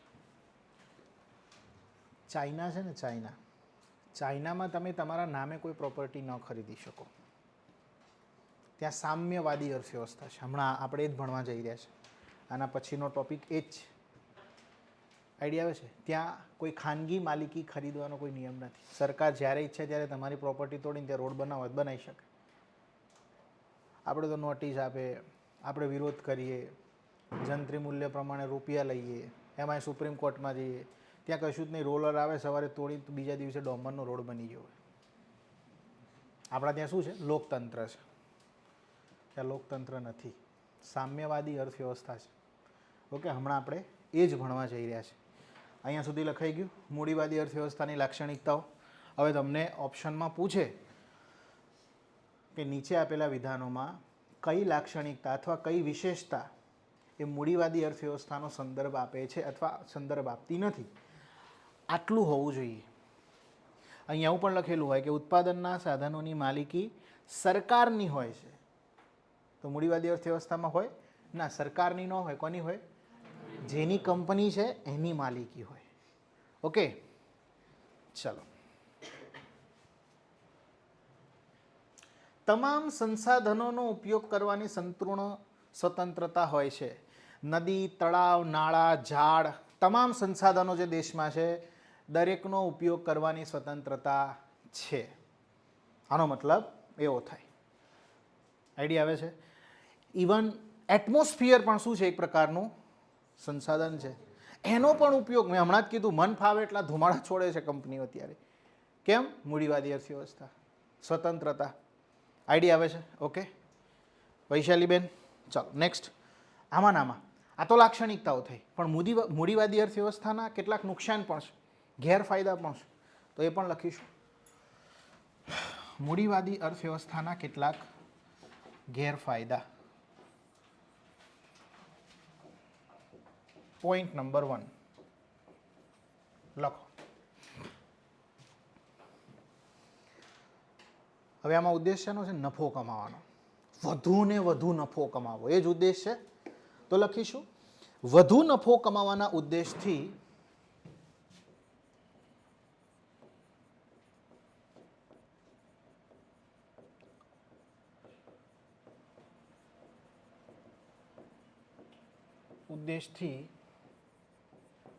ઘણીવાર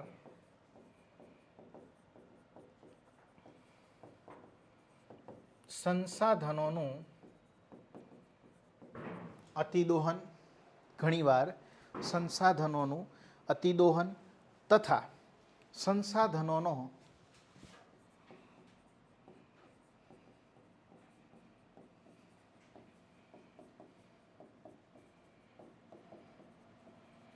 બગાડ થતો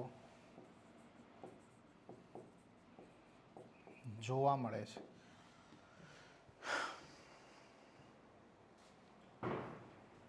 બીજો ગેરફાયદો આપણે હમણાં જ ભણ્યા, પર્યાવરણીય મૂલ્યોનું હનન થતું જોવા મળે છે.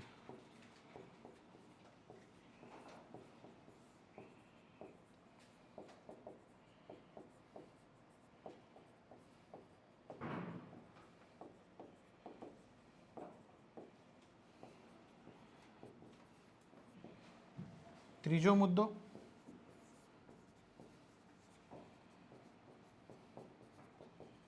વધુ નફો કમાવવાના ઉદ્દેશથી ઘણીવાર મજૂર વર્ગનું શોષણ પણ થાય છે.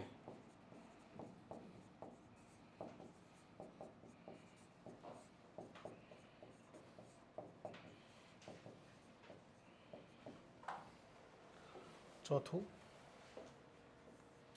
અહીં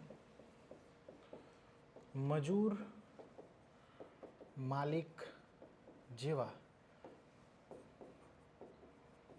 ભેદભાવો જોવા મળે છે.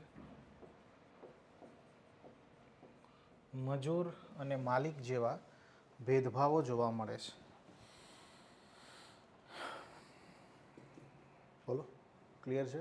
ઓકે, લખીશું હવે લાસ્ટ પોઈન્ટ આનો, કે વિશ્વમાં અલગ છે, આ મુદ્દો અલગ છે. લાસ્ટ કન્ક્લુઝન, વિશ્વમાં મૂડીવાદી અર્થવ્યવસ્થા ધરાવતા કેટલાક દેશોના ઉદાહરણો. વિશ્વમાં મૂડીવાદી અર્થવ્યવસ્થા ધરાવતા કેટલાક દેશોના ઉદાહરણો.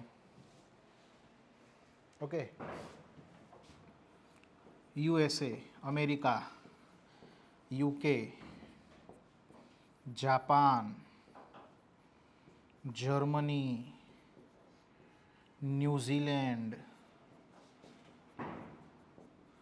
ઓસ્ટ્રેલિયા વગેરે વગેરે.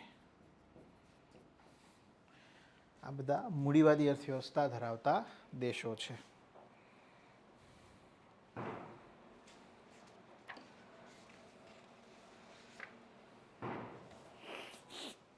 બોલો, રેડી છે? ક્લિયર છે? તો મૂડીવાદી અર્થવ્યવસ્થા વિશે આપણે ચર્ચા કરી. હવે નેક્સ્ટ આગળ વધીએ છીએ. મૂડીવાદી અર્થવ્યવસ્થા પછી બીજી એક અર્થવ્યવસ્થાનો પ્રકાર મેં અહીંયા લખ્યો તો તમને ખબર હોય તો, સ્ટેટ ઇકોનોમી, રાજ્ય અર્થવ્યવસ્થા. ક્લિયર છે? ઓકે. હજુ ત્રીજો પણ પ્રકાર છે અહીંયા, પણ એ લાસ્ટમાં ભણીશું. ઓકે, ચાલો રાજ્ય અર્થવ્યવસ્થા વિશે વાત કરીએ.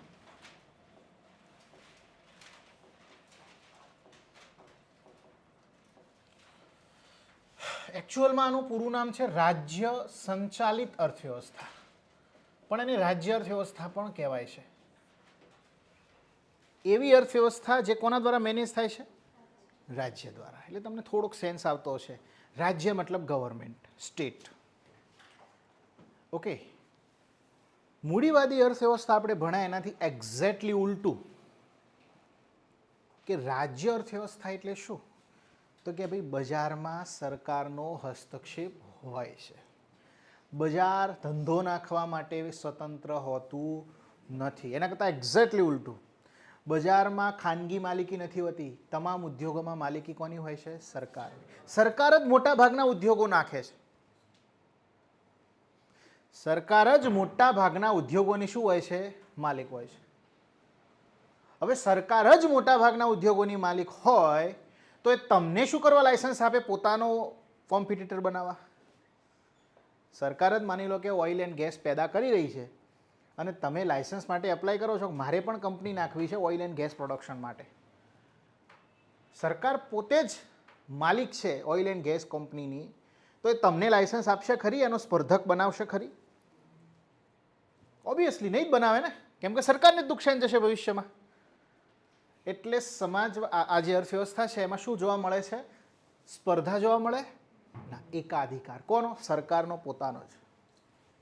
આઈડિયા આવે છે શું કહેવા માગું છું? કેટલું પેદા કરવું, શું પેદા કરવું, ક્યાં વેચવું, કેટલું વેચવું, બધા ડિસિઝન અહીંયા કોણ લે છે? સરકાર લે છે. અહીંયા ખાનગી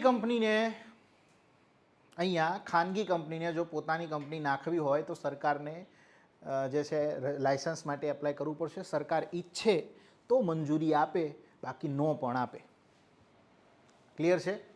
આઈડિયા આવે છે? ખબર પડે છે? તો લખીશું રાજ્ય અર્થવ્યવસ્થા. યસ, જે રીતે એડમ સ્મિથ મૂડીવાદી અર્થવ્યવસ્થાનો કન્સેપ્ટ આપે છે, એ જ રીતે એક વ્યક્તિ છે જેનું નામ છે કાર્લ માર્ક્સ. એ વ્યક્તિ કન્સેપ્ટ આપે છે આ અર્થવ્યવસ્થાનો, કાર્લ માર્ક્સ. ક્લિયર છે? તો લખીશું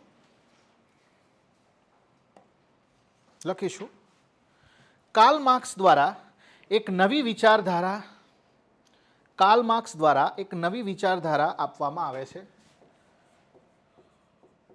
કાર્લ માર્ક્સ દ્વારા એક નવી વિચારધારા આપવામાં આવે છે.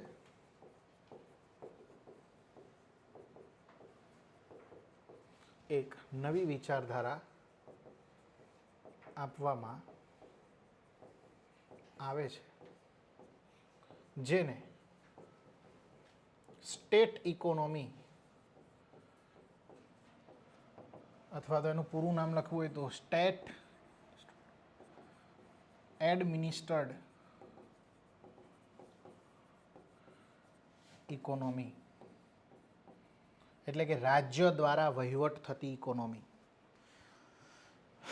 તરીકે ઓળખવામાં આવે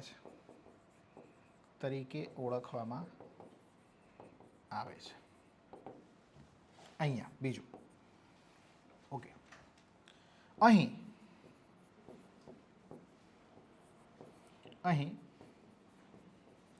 શું પેદા કરવું, કેટલું પેદા કરવું, ક્યાં વેચવું,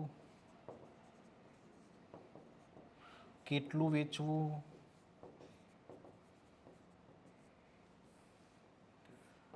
આ તમામ પ્રકારના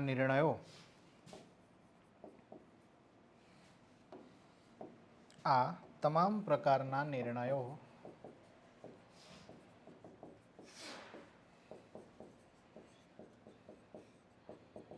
સરકાર દ્વારા લેવામાં આવે છે.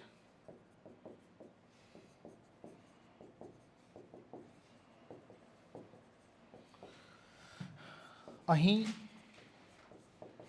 બજાર સ્વતંત્ર નથી. ક્લિયર છે? અહીંયા બજાર સ્વતંત્ર નથી.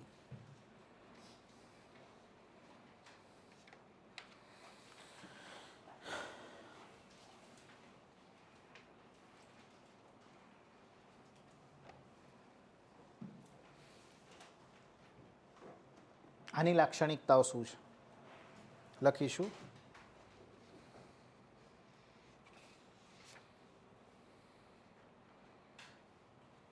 અર્થવ્યવસ્થાની લાક્ષણિકતાઓ. રાજ્ય અર્થવ્યવસ્થાની લાક્ષણિકતાઓ. રાજ્ય અર્થવ્યવસ્થાની લાક્ષણિકતાઓ.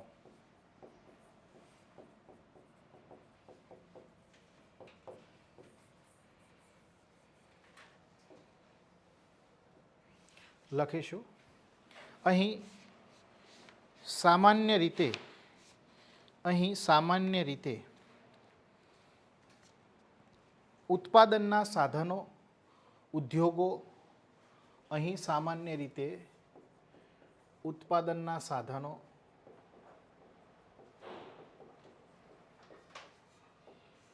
ઉદ્યોગો વગેરે પર સરકારની માલિકી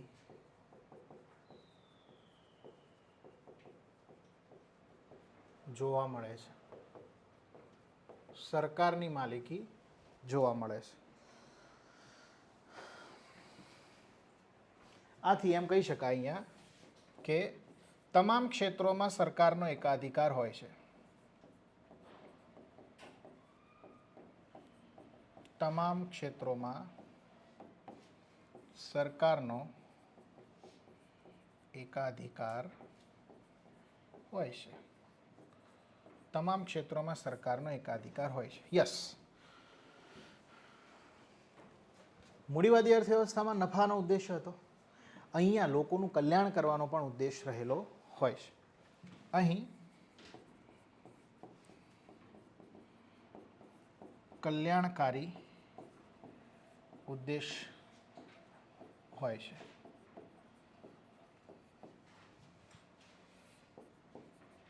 ચોથું,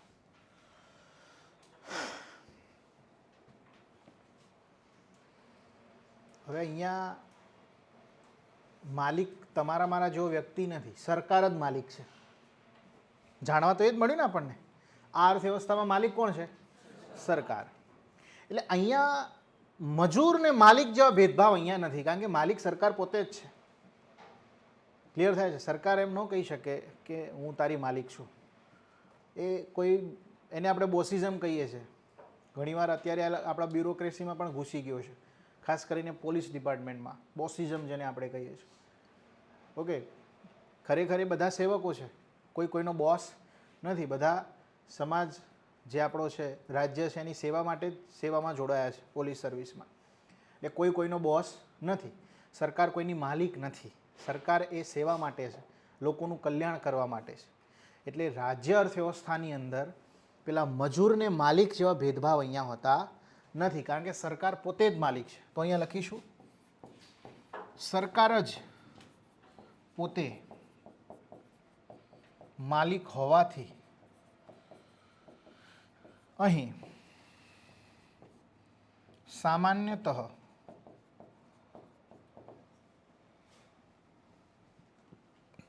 મજૂર માલિક જેવા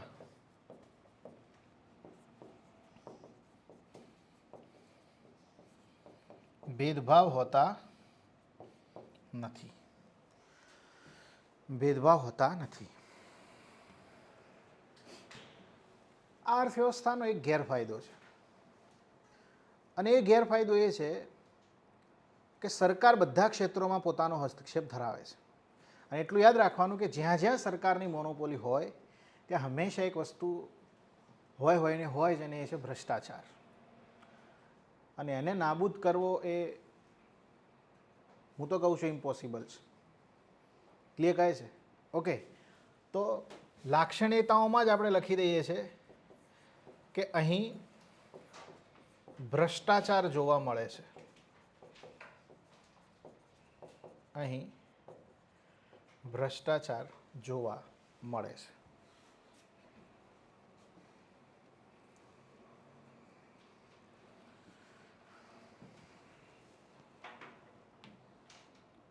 બોલો, ક્લિયર છે?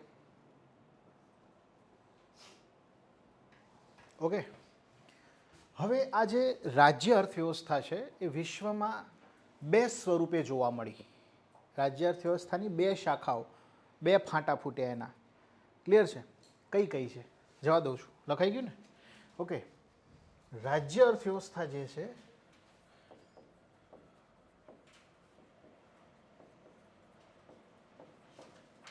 એની બે શાખાઓ, બે ફાંટા ફૂટ્યા.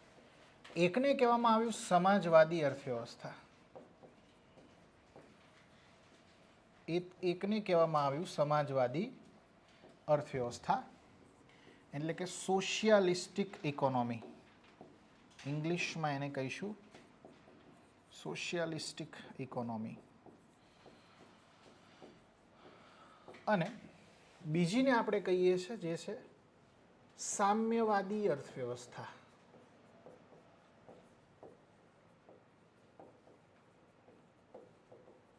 એટલે કે કોમ્યુનિસ્ટ ઇકોનોમી. હવે આ બંને આમ તો એકબીજાની ભાઈ બહેન જ છે, બંનેની અંદર સિદ્ધાંતો તો એક જ જેવા લાગુ પડે છે, પણ શું ફરક છે આપણે જોઈશું હમણાં. ઓકે. સામ્યવાદી અર્થવ્યવસ્થા ક્યાં જોવા મળી? તો કે ભાઈ 1917માં સોવિયત રશિયા 1917માં સોવિયત રશિયામાં બોલ્શેવિક ક્રાંતિ થાય છે. બોલ્શેવિક ક્રાંતિ બાદ જોવા મળે છે. અને સામ્યવાદી અર્થવ્યવસ્થાનું આદર્શ સ્વરૂપ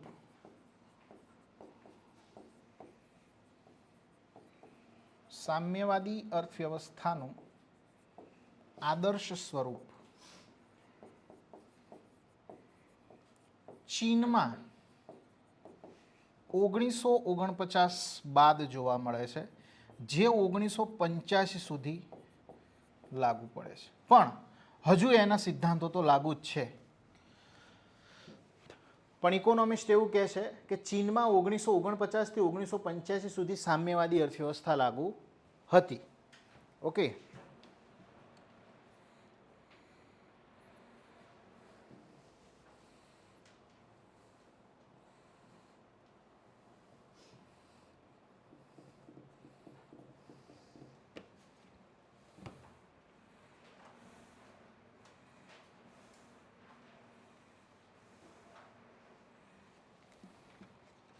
લખાઈ ગયું ભાઈ? કે બેમાં શું તફાવત છે એને આપણે સમજવાનો પ્રયત્ન કરીએ.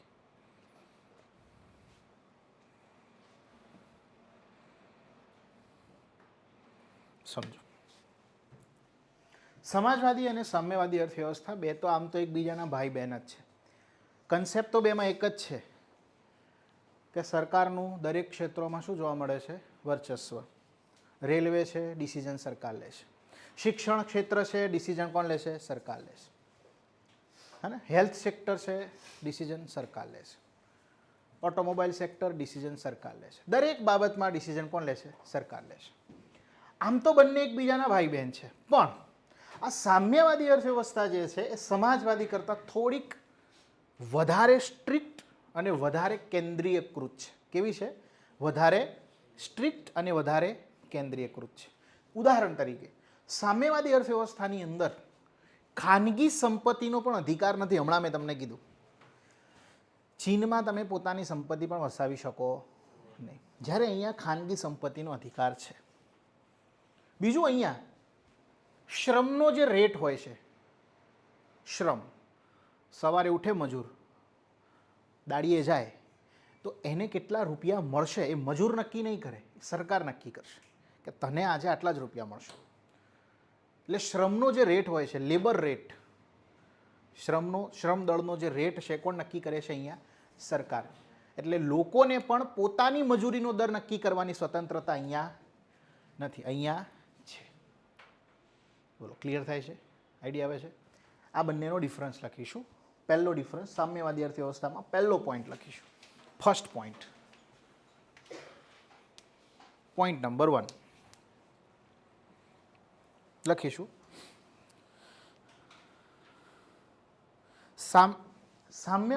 સમાજવાદી અર્થવ્યવસ્થામાં ખાનગી મિલકતનું અસ્તિત્વ છે. સમાજવાદી અર્થવ્યવસ્થામાં ખાનગી મિલકતનું અસ્તિત્વ છે. ખાનગી મિલકતનું અસ્તિત્વ છે. જ્યારે અહીંયા લખીશું ખાનગી મિલકતનું અસ્તિત્વ હોતું નથી.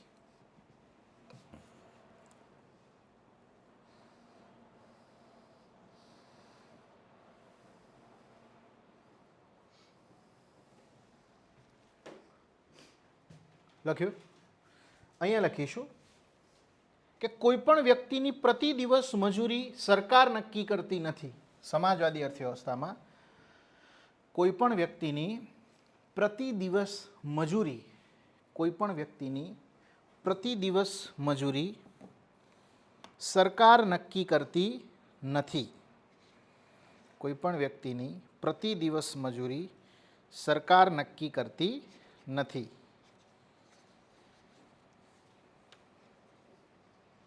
અહીંયા લખીશું કે કોઈ પણ વ્યક્તિની પ્રતિ દિવસ મજૂરી સરકાર નક્કી કરે છે. કોઈ પણ વ્યક્તિની પ્રતિ દિવસ મજૂરી સરકાર નક્કી કરે છે.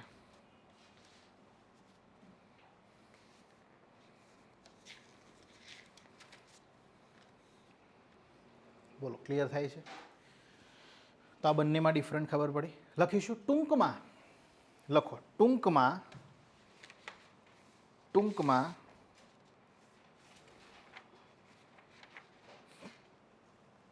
સામ્યવાદી અર્થવ્યવસ્થા, બંનેનું મિક્સ છે, અહીંયા નીચે જ લાઈન કરજો. ટૂંકમાં સામ્યવાદી અર્થવ્યવસ્થા એ સમાજવાદી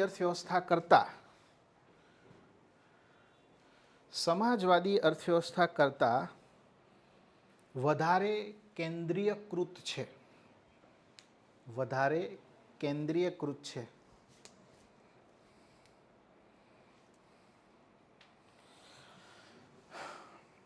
હે ને? આ સામ્યવાદી અર્થવ્યવસ્થા ક્યાં જોવા મળે? ચીનમાં. ક્યાં જોવા મળે? કેમ? ચીનમાં રેપ નહીં થતા હોય? ચીનમાં દંગાઓ નહીં થતા હોય? તમને ક્યારે આપણા હેડલાઇનમાં જોવા મળે કે ચીનમાં આમ થયું? ક્લિયર થાય છે? કેમ? સામ્યવાદી અર્થવ્યવસ્થા છે. શું કરવું, ન્યૂઝપેપરમાં કેટલું લખવું, શું ન લખવું એ પણ સરકાર નક્કી કરશે. આઈડિયા આવે છે? ખબર પડે છે? વધારે કઠોર અને કેન્દ્રીયકૃત છે. કઈ અર્થવ્યવસ્થા? સામ્યવાદી. કોમ્યુનિસ્ટ કન્ટ્રી છે ચાઇના. બોલો ક્લિયર થાય છે? ડન છે? ઓકે. હવે સમય આવે છે 1929નો. 1929ના સમયમાં વિશ્વમાં ભયાનક મંદી આવે છે. ભયાનક મંદી આવે છે. અને ઘણા બધા European country, even America, western country પણ તાળામાં રહી જાય છે. ઉદ્યોગોને શું થાય છે? તાળામાં રહી જાય છે. મોંઘવારી એક લેવલ સુધી વધી જાય છે. બેરોજગારી વધી જાય છે. અને આ બેય અર્થવ્યવસ્થાઓ, એ રાજ્ય અર્થવ્યવસ્થા હોય કે મૂડીવાદી અર્થવ્યવસ્થા હોય, આ બેય અર્થવ્યવસ્થાઓ પોતાના દેશોમાં અર્થવ્યવસ્થાની જે રિકવરી થવી જોઈએ સમયસર, હે ને? જેમ કે કોરોના આવ્યો તો ભારતનું અર્થતંત્ર એ સમયે તો ભાંગી પડ્યું હતું. -23% ગ્રોથ હતો આપણો, માઇનસમાં ગ્રોથ હતો. પણ આપણે 3 વર્ષમાં એને શું કરી નાખ્યું? 2 વર્ષમાં, 3 વર્ષમાં રિકવરી કરી નાખી. હવે નોર્મલ કરી નાખ્યું અર્થતંત્રને. પણ એ સમય 1929માં જ્યારે આ મંદી આવી ને, ત્યારે આ બેય અર્થતંત્ર રિકવરી કરવામાં નિષ્ફળ રહ્યા. રાજ્ય અર્થવ્યવસ્થા એટલે કે સામ્યવાદી સમાજવાદી રિકવરી ન કરી શક્યા કે મૂડીવાદી ન કરી શક્યા. ત્યારે એક વ્યક્તિ આવે છે 1936માં, તેનું નામ છે જ્હોન બર્નાર્ડ કેઇન્સ. 1936માં એક પુસ્તક બહાર પાડે છે, the general theory of employment, interest and money. આ પુસ્તકમાં એક નવી અર્થવ્યવસ્થાનો ખ્યાલ આપે છે જેનું નામ છે મિશ્ર અર્થવ્યવસ્થા. કેવી અર્થવ્યવસ્થા? એટલે મૂડીવાદી સમાજવાદી બંનેનું મિશ્રણ. ક્લિયર થાય છે? આઈડિયા આવે છે? તો હવે એક ત્રીજી અર્થવ્યવસ્થાનો ઉદ્ભવ થયો છે જેનું નામ છે મિશ્ર અર્થવ્યવસ્થા. ક્લિયર થાય છે? ચાલો હવે આપણે મિશ્ર અર્થવ્યવસ્થા અત્યારે નથી ભણવું, અત્યારે આપણે રિવિઝન કરી નાખીએ જેટલું ભણે ને એનું. ઓકે ઓકે, ચોપડા બંધ, હું આપણે રિવિઝન કરી નાખીએ મોઢે. ક્લિયર છે? કેટલા લોકો ગાંધીનગર પ્રોપરથી આવ્યા છે અને અહીંયાથી દૂર જવાનું એવા કેટલા લોકો છે? ક્યાં જવાનું છે? નોર્થ મતલબ તે રાત્રે દિશા છે? રાત્રે બસ મળી જાય પછી કાલે? એવું છે? તારે અહીંયા રોકાવું હોય તો કરી આપું સેટિંગ. બધું જ છે મારી જોડે. આપણી ઓફિસમાં સોફા છે, ઊંઘવાનું છે, બાથરૂમ છે, બધી સુવિધા કરી આપું. ગેસ્ટ હાઉસ એવી સુવિધા છે. એવું છે ને? ઓકે. પીજીનું સેટિંગ ના થાય તો એ મને કહેજે, હું બધું સેટિંગ કરી આપે તને. તમારે ક્યાં જવાનું છે બકા? અહીંયાથી નડિયાદ મળી જશે બસ. બસ ના મળે તો ખાવું પીવું રહેવું બધું સેટિંગ આપણી જોડે છે. ઉપર ઓફિસમાં જ ઊંઘી જવાનું, ચિંતા નહીં કરવાની. ક્લિયર છે? ઓકે. બસ ન મળે મારો નંબર આપણે જે છે લેતો જજે બહાર નીકળું એટલે મને કોલ કરી દેજે. ઓકે ચાલો શરૂઆત આપણે કરી અર્થવ્યવસ્થા અને અર્થતંત્રથી. અર્થતંત્ર અને અર્થવ્યવસ્થામાં મેં શું કીધું? અર્થશાસ્ત્ર અને અર્થવ્યવસ્થામાં આપણે શું કીધું? અર્થશાસ્ત્ર એટલે સિદ્ધાંતોનો સમૂહ. શું છે? સિદ્ધાંતોનો સમૂહ કે જે આર્થિક ગતિવિધિઓનો અભ્યાસ કરે છે કે આપણા ઘરે જે આવક થઈ રહી છે એની ગણતરી કરવી. ક્લિયર થાય છે? આર્થિક ગતિવિધિઓ જેટલી થાય છે બધાની ગણતરી કઈ રીતે કરવી, હે ને, કઈ પ્રોસેસથી કરવી, કઈ ફોર્મ્યુલાથી કરવી, એ માહિતી આપણને મળે છે. અર્થવ્યવસ્થા આપણે ભણી લીધી કે ભાઈ આ સિદ્ધાંતોના માધ્યમથી આપણે જે ગણતરી કરી એને કીધું અર્થવ્યવસ્થા. ઓકે. બીજું અર્થશાસ્ત્રમાં આપણે બે બ્રાન્ચ જોઈ. એકનું નામ માઇક્રો ઇકોનોમિક્સ, બીજાનું નામ મેક્રો ઇકોનોમિક્સ. માઇક્રો ઇકોનોમિક્સમાં આપણે શું ભણ્યા? તો કે ભાઈ વ્યક્તિગત ધોરણે, નીચલા લેવલે, નાના સ્તરે જે એક્ટિવિટીઝ થાય છે. કઈ એક્ટિવિટીઝ? આર્થિક. પછી ઢોલ વગાડવાની એક્ટિવિટી થાય, આરતી થાય, પૂજા આરતી થાય, એ બધી એક્ટિવિટી કેવી છે? આર્થિક નથી, બિન આર્થિક છે. એની ગણતરી આમાં થતી નથી. બોલો ક્લિયર થાય છે? ઓકે. આવો તો પ્રશ્ન પૂછે કે માઇક્રો ઇકોનોમિક્સમાં અથવા સૂક્ષ્મ અર્થશાસ્ત્રમાં નીચે પૈકી કઈ ગતિવિધિનો સમાવેશ થતો નથી? ઓપ્શનમાં લખેલું હોય કે વ્યક્તિગત ધોરણે આવકની ગણતરી કરવી, મોંઘવારીની ગણતરી કરવી. ત્રીજું લખેલું હોય કે લોકનૃત્ય કરવું. ચોથું લખેલું હોય પૂજા આરતી કરવી. તો લોકનૃત્ય અને પૂજા એ આર્થિક ગતિવિધિ નથી. કેવી છે? બિન આર્થિક ગતિવિધિ છે. એમાં કોઈ રૂપિયાની લેવડ દેવડ નથી થતી. ક્લિયર થાય છે? મેક્રો ઇકોનોમિક્સમાં ટોપ લેવલે આખા દેશમાં, ક્લિયર થાય છે, જે આર્થિક ગતિવિધિઓ થાય એની ગણતરી શેમાં મૂકીએ છીએ આપણે? મેક્રોમાં. માઇક્રો ઇકોનોમિક્સના પિતા કોણ? Adam Smith. મેક્રોના જ્હોન બર્નાર્ડ કેન્સ. બોલો ક્લિયર છે? ઓકે ચાલો અર્થવ્યવસ્થાના પ્રકારો આપણે જોયા. પહેલી જોઈ મૂડીવાદી અર્થવ્યવસ્થા. મૂડીવાદી અર્થવ્યવસ્થા એટલે શું? તો કે ભાઈ એડમ સ્મિથે એક પુસ્તક લખ્યું. ક્યારે લખ્યું? 1776માં. શું નામ છે? The wealth of nation. The wealth of nation, નેશનની સંપત્તિ. તો કયા અર્થશાસ્ત્રીએ અર્થશાસ્ત્રને સંપત્તિનું શાસ્ત્ર કીધું છે? Adam Smith. ક્લિયર થાય છે? ઓકે. 3 સિદ્ધાંતો આપ્યા. પહેલો લેઝેસ-ફેરનો સિદ્ધાંત. શું કહે છે? સરકારે બજારમાં હસ્તક્ષેપ કરવો જોઈએ નહીં. બજાર તમામ પ્રકારના ડિસિઝન લેવા માટે કેવું હોય છે? સ્વતંત્ર. કેટલું પેદા કરવું, શું પેદા કરવું, ક્યાં વેચવું, કયા દેશમાં વેચવું, દરેક બાબતના ડિસિઝન એ ખાનગી ક્ષેત્ર પોતે લે છે, સરકાર લેશે નહીં. બોલો ક્લિયર થાય છે? ઓકે. ગેરફાયદા કયા કયા છે? તો કે ભાઈ મજૂરોનું શોષણ થાય છે. મન ફાવે એવા સંસાધનનો યુઝ કરવાનું કીધું છે તો પર્યાવરણનું હનન થાય છે. ભેદભાવ જોવા મળે છે. ઘણીવાર અસમાનતા પણ જોવા મળે છે. ગરીબને અમીર, અમીર અમીર થતો જાય, ગરીબ ગરીબ થતો જાય. ક્લિયર થાય છે? આવું બધું ક્યાં જોવા મળે છે? મૂડીવાદી અર્થવ્યવસ્થા. કલ્યાણનો ઉદ્દેશ નથી, નફાને પ્રાધાન્ય આપવામાં આવે છે. બોલો ક્લિયર છે? તો આ છે મૂડીવાદી અર્થવ્યવસ્થા. પછી આપણે જોયું રાજ્ય અર્થવ્યવસ્થા. રાજ્ય અર્થવ્યવસ્થાની અંદર આપણે નામ દીધું કાર્લ માર્ક્સનું. કાર્લ માર્ક્સ એનું એક પુસ્તક પણ લખી દેજો. લખો કાર્લ માર્ક્સનું પુસ્તક ધ કોમ્યુનિસ્ટ મેનિફેસ્ટો. આ તો કદાચ જોડકા સ્વરૂપે પૂછાય.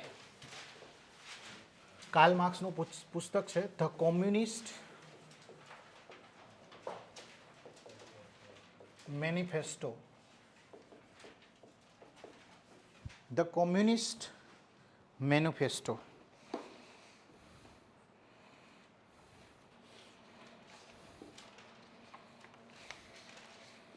પછી એનું એક બીજું પણ પુસ્તક છે, દાસ કેપિટલ. નીચે આપેલા પુસ્તકોને જોડકા સ્વરૂપે જોડો. ઓપ્શનમાં પુસ્તક લખ્યું, એક બાજુ એનો લખનારો વ્યક્તિ હોય તો પણ એક માર્ક્સ મળી જાય. ક્લિયર છે? તો કાર્લ માર્ક્સ આવે છે માર્કેટમાં અને એક નવો ખ્યાલ આપે છે જેનું નામ છે સ્ટેટ ઇકોનોમી અથવા તો સ્ટેટ એડમિનિસ્ટ્રેટ ઇકોનોમી, એટલે રાજ્ય દ્વારા સંચાલિત અર્થવ્યવસ્થા. આ શું છે? તો કે ભાઈ આ એક એવી અર્થવ્યવસ્થા છે જેની અંદર બધા જ ડિસિઝન સરકાર દ્વારા લેવામાં આવતા હોય છે. હોસ્પિટલ ક્યાં ખોલવી, કેટલી ખોલવી, કયા વિસ્તારમાં ખોલવી, હે ને, શિક્ષણ માટે શાળાઓ ક્યાં ખોલવી, કયા વિસ્તાર, બધા જ ડિસિઝન કોણ લે છે? સરકાર. અહીંયા ધંધો કરવા માટે ખાનગી ક્ષેત્ર સ્વતંત્ર નથી, દરેક ક્ષેત્રમાં સરકારનો હસ્તક્ષેપ છે. ક્લિયર થાય છે? અહીંયા શું જોવા મળે છે? ભ્રષ્ટાચાર જોવા મળે છે. અહીંયા મજૂર માલિક જેવા ભેદભાવો હોતા નથી. બોલો, ક્લિયર થાય છે? ઓકે. પછી આપણે શું ભણ્યા? તો કે ભાઈ એક એવો સમય આવે છે 1929નો કે વિશ્વમાં ભયાનક મહામંદી આવે છે અને ભયાનક મહામંદીના અંદર સપડાય છે બધા જ દેશો વિશ્વના મોટા ભાગના. ઓકે. આપણે તો એ વખતે બ્રિટનની અર્થવ્યવસ્થા હેઠળ હોઈએ છીએ, તો આપણા ત્યાં પણ મંદીનો દોર શરૂ થાય છે. એ સમય યુરોપના ઘણા બધા દેશોમાં ઉદ્યોગ ધંધાઓને તાળા વખાય છે, બેરોજગારી વધે છે, મોંઘવારી વધે છે. અને આ બે અર્થવ્યવસ્થાઓ, આ રાજ્ય અર્થવ્યવસ્થા કાર્લ માર્ક્સવાળી અને પેલી એડમ સ્મિથવાળી મૂડીવાદી અર્થવ્યવસ્થા, આ બે અર્થવ્યવસ્થાઓ રિકવરી કરવામાં નિષ્ફળ જાય છે. એટલે ત્રીજો વ્યક્તિ આવે છે જેનું નામ છે જ્હોન બર્નાર્ડ કેન્સ. 1936માં એ વ્યક્તિ એક પુસ્તક લખે છે જેનું નામ છે the general theory of employment, interest and money. આ પુસ્તકમાં એક નવો ખ્યાલ આપે છે જેનું નામ છે મિશ્ર અર્થવ્યવસ્થા. મતલબ મૂડીવાદી અને આ રાજ્ય બંનેનું મિશ્રણ છે. મતલબ શિક્ષણની અંદર ખાનગી હોસ્પિટલ હશે, સરકારી હશે, હે ને, સોરી, સ્વાસ્થ્યમાં ખાનગી હોસ્પિટલ હશે અને સરકારી હશે. માત્ર સરકારી તો શેમાં? સમાજવાદમાં ખાલી સરકારી છે. પણ મિશ્ર અર્થવ્યવસ્થામાં ખાનગી હશે, સરકારી હશે. ટ્રાન્સપોર્ટ છે તો સરકારી બસોય દોડશે, ખાનગી બસોય દોડશે. શિક્ષણ છે, શિક્ષણ ક્ષેત્ર, તો સરકારી સ્કૂલોય હશે, ખાનગી સ્કૂલોય હશે. બોલો, ક્લિયર થાય છે? આઈડિયા આવે છે? તો એવી અર્થવ્યવસ્થા જેને શું કહેવાય? મિશ્ર અર્થવ્યવસ્થા, જેને મિક્સ ઇકોનોમી અથવા તો ડ્યુઅલ ઇકોનોમી કહેવાય છે. 1940માં વિશ્વમાં પ્રથમ દેશ છે જેને મિશ્ર અર્થવ્યવસ્થા અપનાવી, જે છે ફ્રાન્સ. કઈ છે? ફ્રાન્સ. ભારત તો ગુલામ હતો એ વખતે બ્રિટનનો. ભારત 1947માં સ્વતંત્ર થયો પછી આપણે પણ મિશ્ર અર્થવ્યવસ્થા અપનાવી છે. ભારતમાં અત્યારે કઈ અર્થવ્યવસ્થા છે? મિશ્ર અર્થવ્યવસ્થા. બોલો, ક્લિયર થાય છે? આઈડિયા આવે છે? ડન છે? ઓકે. મિશ્ર અર્થવ્યવસ્થા એટલે શું? સમાજવાદના સારા તત્વો, મૂડીવાદના સારા તત્વો બંનેનો સરવાળો એટલે મિશ્ર અર્થવ્યવસ્થા. ખાનગી અને સરકારી ક્ષેત્ર બંને એકબીજાના સહયોગથી દેશમાં કાર્ય કરે એને કહેવાય મિશ્ર અર્થવ્યવસ્થા. ડન છે? અત્યારે મોટા ભાગ, હાજી બોલો. શું શું ગેરફાયદા? એના ગેરફાયદા તો નથી દોસ્ત, એટલા માટે તો એ સક્સેસ છે. અત્યારે ચાઇનાએ પણ મિશ્ર અર્થવ્યવસ્થા અપનાવી છે 1985 પછી. મેં લખાયું ને 1985 બાદ ચાઇનાએ પણ મિશ્ર અર્થવ્યવસ્થા અપનાવી છે. એના કોઈ ગેરફાયદા નથી. ક્લિયર થાય છે? ફાયદા જ ફાયદા છે. એટલા જ માટે અત્યારે વિશ્વના 80% દેશો મિશ્ર અર્થવ્યવસ્થા અપનાવી છે. ક્લિયર થાય છે? આઈડિયા આવે છે? પેલા બધાના ગેરફાયદા હતા, એટલા જ માટે આપણે આ અર્થવ્યવસ્થા શું કરવી પડે? અપનાવી પડી. ડન છે? આઈડિયા આવે છે? ઓકે. તો મળીએ કાલે નેક્સ્ટ લેક્ચરમાં. કાલે તમારે લગભગ 4 થી 6 રિઝનિંગનો લેક્ચર છે અને 6:30 વાગે કન્ફર્મેશન મારી જોડે કોઈ ફેકલ્ટીનું આવશે તો ગ્રુપમાં મૂકી દઈશ. અધરવાઇઝ કોઈ નહીં હોય તો હું તો છું જ. ક્લિયર છે? અને બીજી વસ્તુ, એક તમને ઇન્સ્ટ્રક્શન આપી દઉં કે અહીંયા કોઈ ફેકલ્ટી તમને ભણાવવા માટે આવે છે તો મારો નિયમ છે, હું જ છું આ ઇન્સ્ટિટ્યૂટનો ઓનર, ઓકે, હું અને સોરઠિયા સાહેબ. તમને એવું લાગે છે કે ફેકલ્ટી એ કન્ટેન્ટ કરતાં મનોરંજનને વધારે પ્રાધાન્ય આપી રહી છે, હું સખત વિરોધી છું એ બાબતનો. મારા ક્લાસમાં મનોરંજન નહીં ચાલે બિલકુલ. ક્લિયર થાય છે? બેટર છે કે તમે 2 કલાક કંઈક વધારે ભણાવો લેક્ચર. 30 લેક્ચર થતા હોય 35 લેક્ચર લો. આજ સુધી કોઈ ફેકલ્ટીને મેં લિમિટેશન નથી આપી કે આટલા લેક્ચરમાં પૂરું કરવાનું. તમે તાર જેટલું ભણાવો એટલું ભણાવો, પણ મનોરંજન નહીં. ક્લિયર થાય છે? તમને એવું લાગે, કારણ કે તમે પણ આ ફિલ્ડમાં આવ્યા છો તો તમારો એક ગોલ્ડન પીરિયડ લઈને આવ્યા છો. ખબર નહીં પડે 12 મહિના ક્યાં જશે. ક્લિયર થાય છે? એટલે સખત મહેનત કરવાની તૈયારી રાખજો. મહેનત કરાવવા માટે અમે બેઠા છીએ. તમને એવું લાગે છે કે સાહેબ મને આ બાબતમાં ખબર નથી પડતી, તો ઉપર ઓફિસમાં આવો, આપણી એડમિન ઓફિસમાં મળો, રૂબરૂમાં બેસો, વાત કરો, આપણે એનું સોલ્યુશન લાવીશું. કોઈ પણ સબ્જેક્ટ હોય, પર્સનલી ગાઈડ કરે. બોલો, ક્લિયર થાય છે? હું સોરઠિયા સાહેબ 2 જણા. અને જીપીએસસીની લગભગ અત્યાર સુધીમાં 12 થી 14 મેઇન્સ લખી છે. મેં પોતે ક્લાસ 1 2 ના 4 ઇન્ટરવ્યૂ આપ્યા છે. ક્લિયર થાય છે? એટલે બહુ સારો એવો અનુભવ છે. અને એટલા જ માટે હું છાતી ઠોકીને કહી શકું છું, હું ભણાવું ને એટલું કરવાનું. જીપીએસસીની ઓકાતે નથી હું ભણાવું એના બહારના પ્રશ્નો પૂછે. હું તમને એ બાબતે તો શ્યોરિટીથી કહું છું. 50માંથી 35 થી 37 માર્ક્સ હું ભણાવું એમાંથી હશે, તો સાહેબ ઉપરના 12 માર્ક્સ એ પ્રશ્નો એવા છે કે જે આલવા બેઠા છે ને 5 લાખ એમને નહીં જોયા હોય, કોઈને નહીં આવડે. એટલે 400 માર્ક્સનું પેપર છે તો જરૂરી નથી કે 400 ટીક કરીને આવા. અમુક હિડન ક્વેશ્ચન હશે જ, પણ આપણો એવરેજ રેશિયો દરેક સબ્જેક્ટમાં 50માંથી 35 થી 40 માર્ક્સ લાવવાનો હોવો જોઈએ, તો આપણે ટોપમાં. અને ઇકોનોમી અને પોલિટી એ રોકડીયો સબ્જેક્ટ છે. તમારે પ્રાધાન્ય આપવું પડશે અમુક વિષયોને.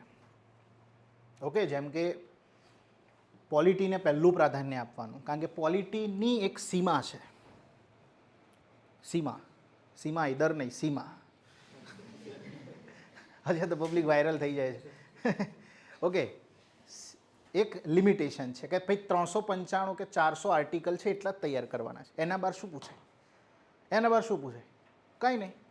ઇકોનોમીની એક સીમા છે, હે ને, કે ભાઈ નેશનલ ઇન્કમનો ટોપિક છે તો બસ એમાં આટલું જ છે. હવે એના બહાર સરકાર શું પૂછે? હા, તમને શબ્દોમાં કન્ફ્યુઝ કરી શકે. આ હમણાં લખે ને, શબ્દોમાં કન્ફ્યુઝ કરી શકે, શબ્દોની માયાજાળમાં તમને ફસાઈ શકે. પણ એ આપણે ભણીશું એટલે આવડી જશે, વાંધો નહીં. એટલે તમારે પોલિટીમાં વધારે ફોકસ કરવાનું, ઇકોનોમી, જિયોગ્રાફી, પછી science and technology, history culture પછી છેલ્લે. કેમ આવું કીધું સાહેબ? હિસ્ટ્રી કલ્ચર સ્કીપ નથી કરવાનું, વાંચવાનું છે. પણ મેં ઘણા બધા ફેકલ્ટી એવા જોયા છે કે હિસ્ટ્રીમાં ડિટેલમાં, બહુ ડિટેલમાં, ગાંધીજીની બકરીનું નામ ને ગાંધીજીની બકરીએ દોરી પેડી હતી એનું નામ ને ગાંધીજીના ચશ્મા, આ બધો ધંધો નહીં કરવાનો. કારણ કે હિસ્ટ્રીની અંદર જીપીએસસી એ બહુ ડિસેન્ટ સંસ્થા છે, એવા પણ વાહિયાત ક્વેશ્ચન નહીં પૂછે. ક્લિયર થાય છે? એટલે તમારે જીપીએસસીમાં હિસ્ટ્રી એટલું તૈયાર કરવાનું જેટલું તમારા કોમ્પિટિટરને આવડે છે. કે ભાઈ ઔરંગઝેબનો જન્મ દાહોદમાં થયો હતો, મને આવડે છે, મારા કોમ્પિટિટરને આવડે, બસ. કારણ કે સરદાર પટેલે શું કાર્યો કર્યા એ તો તમને તમારી ફેકલ્ટી ભણાવે એટલું જ તમને ખબર છે, અથવા તમે બુક વાંચી છે એટલું તમને ખબર છે. સરદાર પટેલે બહુ બધા કાર્યો કર્યા છે. જીપીએસસી જોડે તો આખું કેબિન ભરેલું છે સાહિત્યનું, એ તો ગમે ત્યાંથી પ્રશ્ન પૂછશે. એટલે કહેવાનો મતલબ છે કે હિસ્ટ્રીમાં તમને રોવડાવા છે, તમને રોવડાવશે. હિસ્ટ્રીમાં જો એને તમને રોવડાવા છે તો રોવડાવશે. આ જિંદગીમાં વિદ્રોહ તો વાંચ્યો જ નથી. આ વિદ્રોહ આવ્યો ક્યાંથી? આવું તો કોઈ સત્યાગ્રહ મેં વાંચ્યો જ નથી, પણ સત્યાગ્રહો થયા છે, હજારો સત્યાગ્રહો થયા છે, બધા તમે ક્યાં વાંચવા જશો?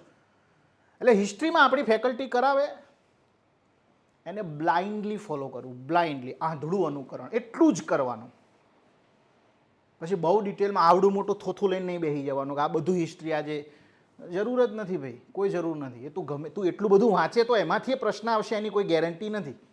એ તો એવો પ્રશ્ન મૂકશે કે એમાંય નહીં હોય. કારણ કે હિસ્ટ્રી અને કલ્ચર એ લિમિટલેસ છે. એની કોઈ સીમા ખરી હિસ્ટ્રીની? હિસ્ટ્રીની કોઈ સીમા ખરી? કોઈ લિમિટ જ નથી ભાઈ. એ તો ગમે ત્યાંથી પ્રશ્ન પૂછે. એટલે હું તમને એવી સજેશન આપું છું કે હિસ્ટ્રીમાં આપણી ફેકલ્ટી કરાવે એનું નોટ્સ બનાવવાની ક્વાઇટ ઇનફ છે. અને મટીરિયલ અહીંયાથી તમને જે મળે, અને ઓનલાઈનવાળા જો તમે મટીરિયલ અલગથી રાખ્યું છે, તમારે લેવું એટલે લઈ શકો. એમાં હિસ્ટ્રીની આપણે એક નોટ્સ આપીશું, એ તમારે વાંચવાની છે, બીજું કંઈ જ નહીં. બહારથી કોઈ બુક ખરીદવાની નથી, કોઈ એટલે કશું જ નહીં, ઇનફ છે. કલ્ચરમાં એવું જ છે, કલ્ચરમાં એ ફેકલ્ટી કરાવે એટલું જ કરવાનું. હવે વાત આવે છે મેથ્સ રિઝનિંગની. મેથ્સ રિઝનિંગ એ ખાલી પ્રિલિમ પૂરતું છે, પ્રિલિમ પૂરતું. મેઇન્સમાં તમારે મેથ્સ રિઝનિંગ ક્યાં આવવાનું નથી. એટલે મેથ્સની અંદર જેનું મેથ્સ થોડું વીક છે, હે ને, આમાં કોઈનું મેથ્સ છે ભાઈ વીક કે મને મેથ્સ ઓછું ફાવે છે, ઓકે, તમને ઓકે મેથ્સ થોડું વીક છે તો એમાં ડરવાની જરૂર નથી. મેથ્સ જીપીએસસીમાં 25 માર્ક્સનું આવે છે. કેટલા માર્ક્સનું? 25 માર્ક્સનું. તો આપણે મેથ્સમાં એવા ઇમ્પોર્ટન્ટ 7-8 ચેપ્ટર કરી દેવાના. ઇમ્પોર્ટન્ટ કેટલા ચેપ્ટર? 7 થી 8 ચેપ્ટર, જે આપણને 25માંથી 10-12 માર્ક્સ લઈ આપે.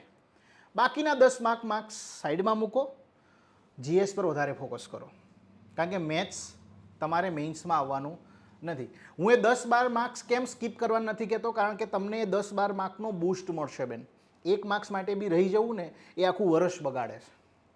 એટલા માટે કહું છું કે એવા 7-8 ચેપ્ટર કરી લેવાના, ટકાવારી, સરેરાશ, આઈડિયા આવે છે, નફો ખોટ, નળ અને ટાંકી, આઈડિયા આવે છે, સમય અને અંતર, આવા જે પછી આપણે સાદું વ્યાજ ને ચક્રવૃદ્ધિ વ્યાજ, આના બે દાખલા હોય જ છે. એટલે 8 થી 10 માર્ક્સ આપણે એમાં ખેંચી લઈએ, બહુ થઈ ગયા. બાકી જીએસમાં નથી લેવાનું. ક્લિયર થાય છે? દર મહિનાની 1 થી 5 તારીખમાં આપણું મેગેઝિન ધ્યેય ઇન્સ્ટિટ્યૂટનું તમારી ટેલિગ્રામ ચેનલમાં મુકાશે. આપણી ટેલિગ્રામ ચેનલ છે ધ્યેય જીપીએસસી ઓફિશિયલ. તમે લોકો પણ જ્યારે એડમિશન કન્ફર્મ કરાવશો એટલે તમને એક ટેલિગ્રામ ગ્રુપમાં એડ કરીશું, પ્રાઇવેટ ટેલિગ્રામ ચેનલ. એમાં પણ આપણે દર મહિનાની 1 થી 5 તારીખમાં આપણું કરંટનું મેગેઝિન મૂકીએ છીએ. એ વાંચી લેવાનું દર મહિને. 30 થી 40 પેજનું હશે. આપણે પેલું 250-300 પેજના મેગેઝિનમાં નથી માનતા. 40 પેજથી 50 પેજમાં બધું આખા મહિનાનું કરંટ કવર થઈ જાય. એકવાર નજર મારી લેવાની, 50 પેજ એટલે 2 કલાકનું કામ. ઝેરોક્સ કઢાઈને વાંચવા બેસી જવાનું, પૂરું. ક્લિયર થાય છે? આઈડિયા આવે છે? ચાલો તો મળીએ, અને કોઈ ડાઉટ હોય તો મને મળી જાવ ઉપર આવી. ઓકે, ચાલો, ડન.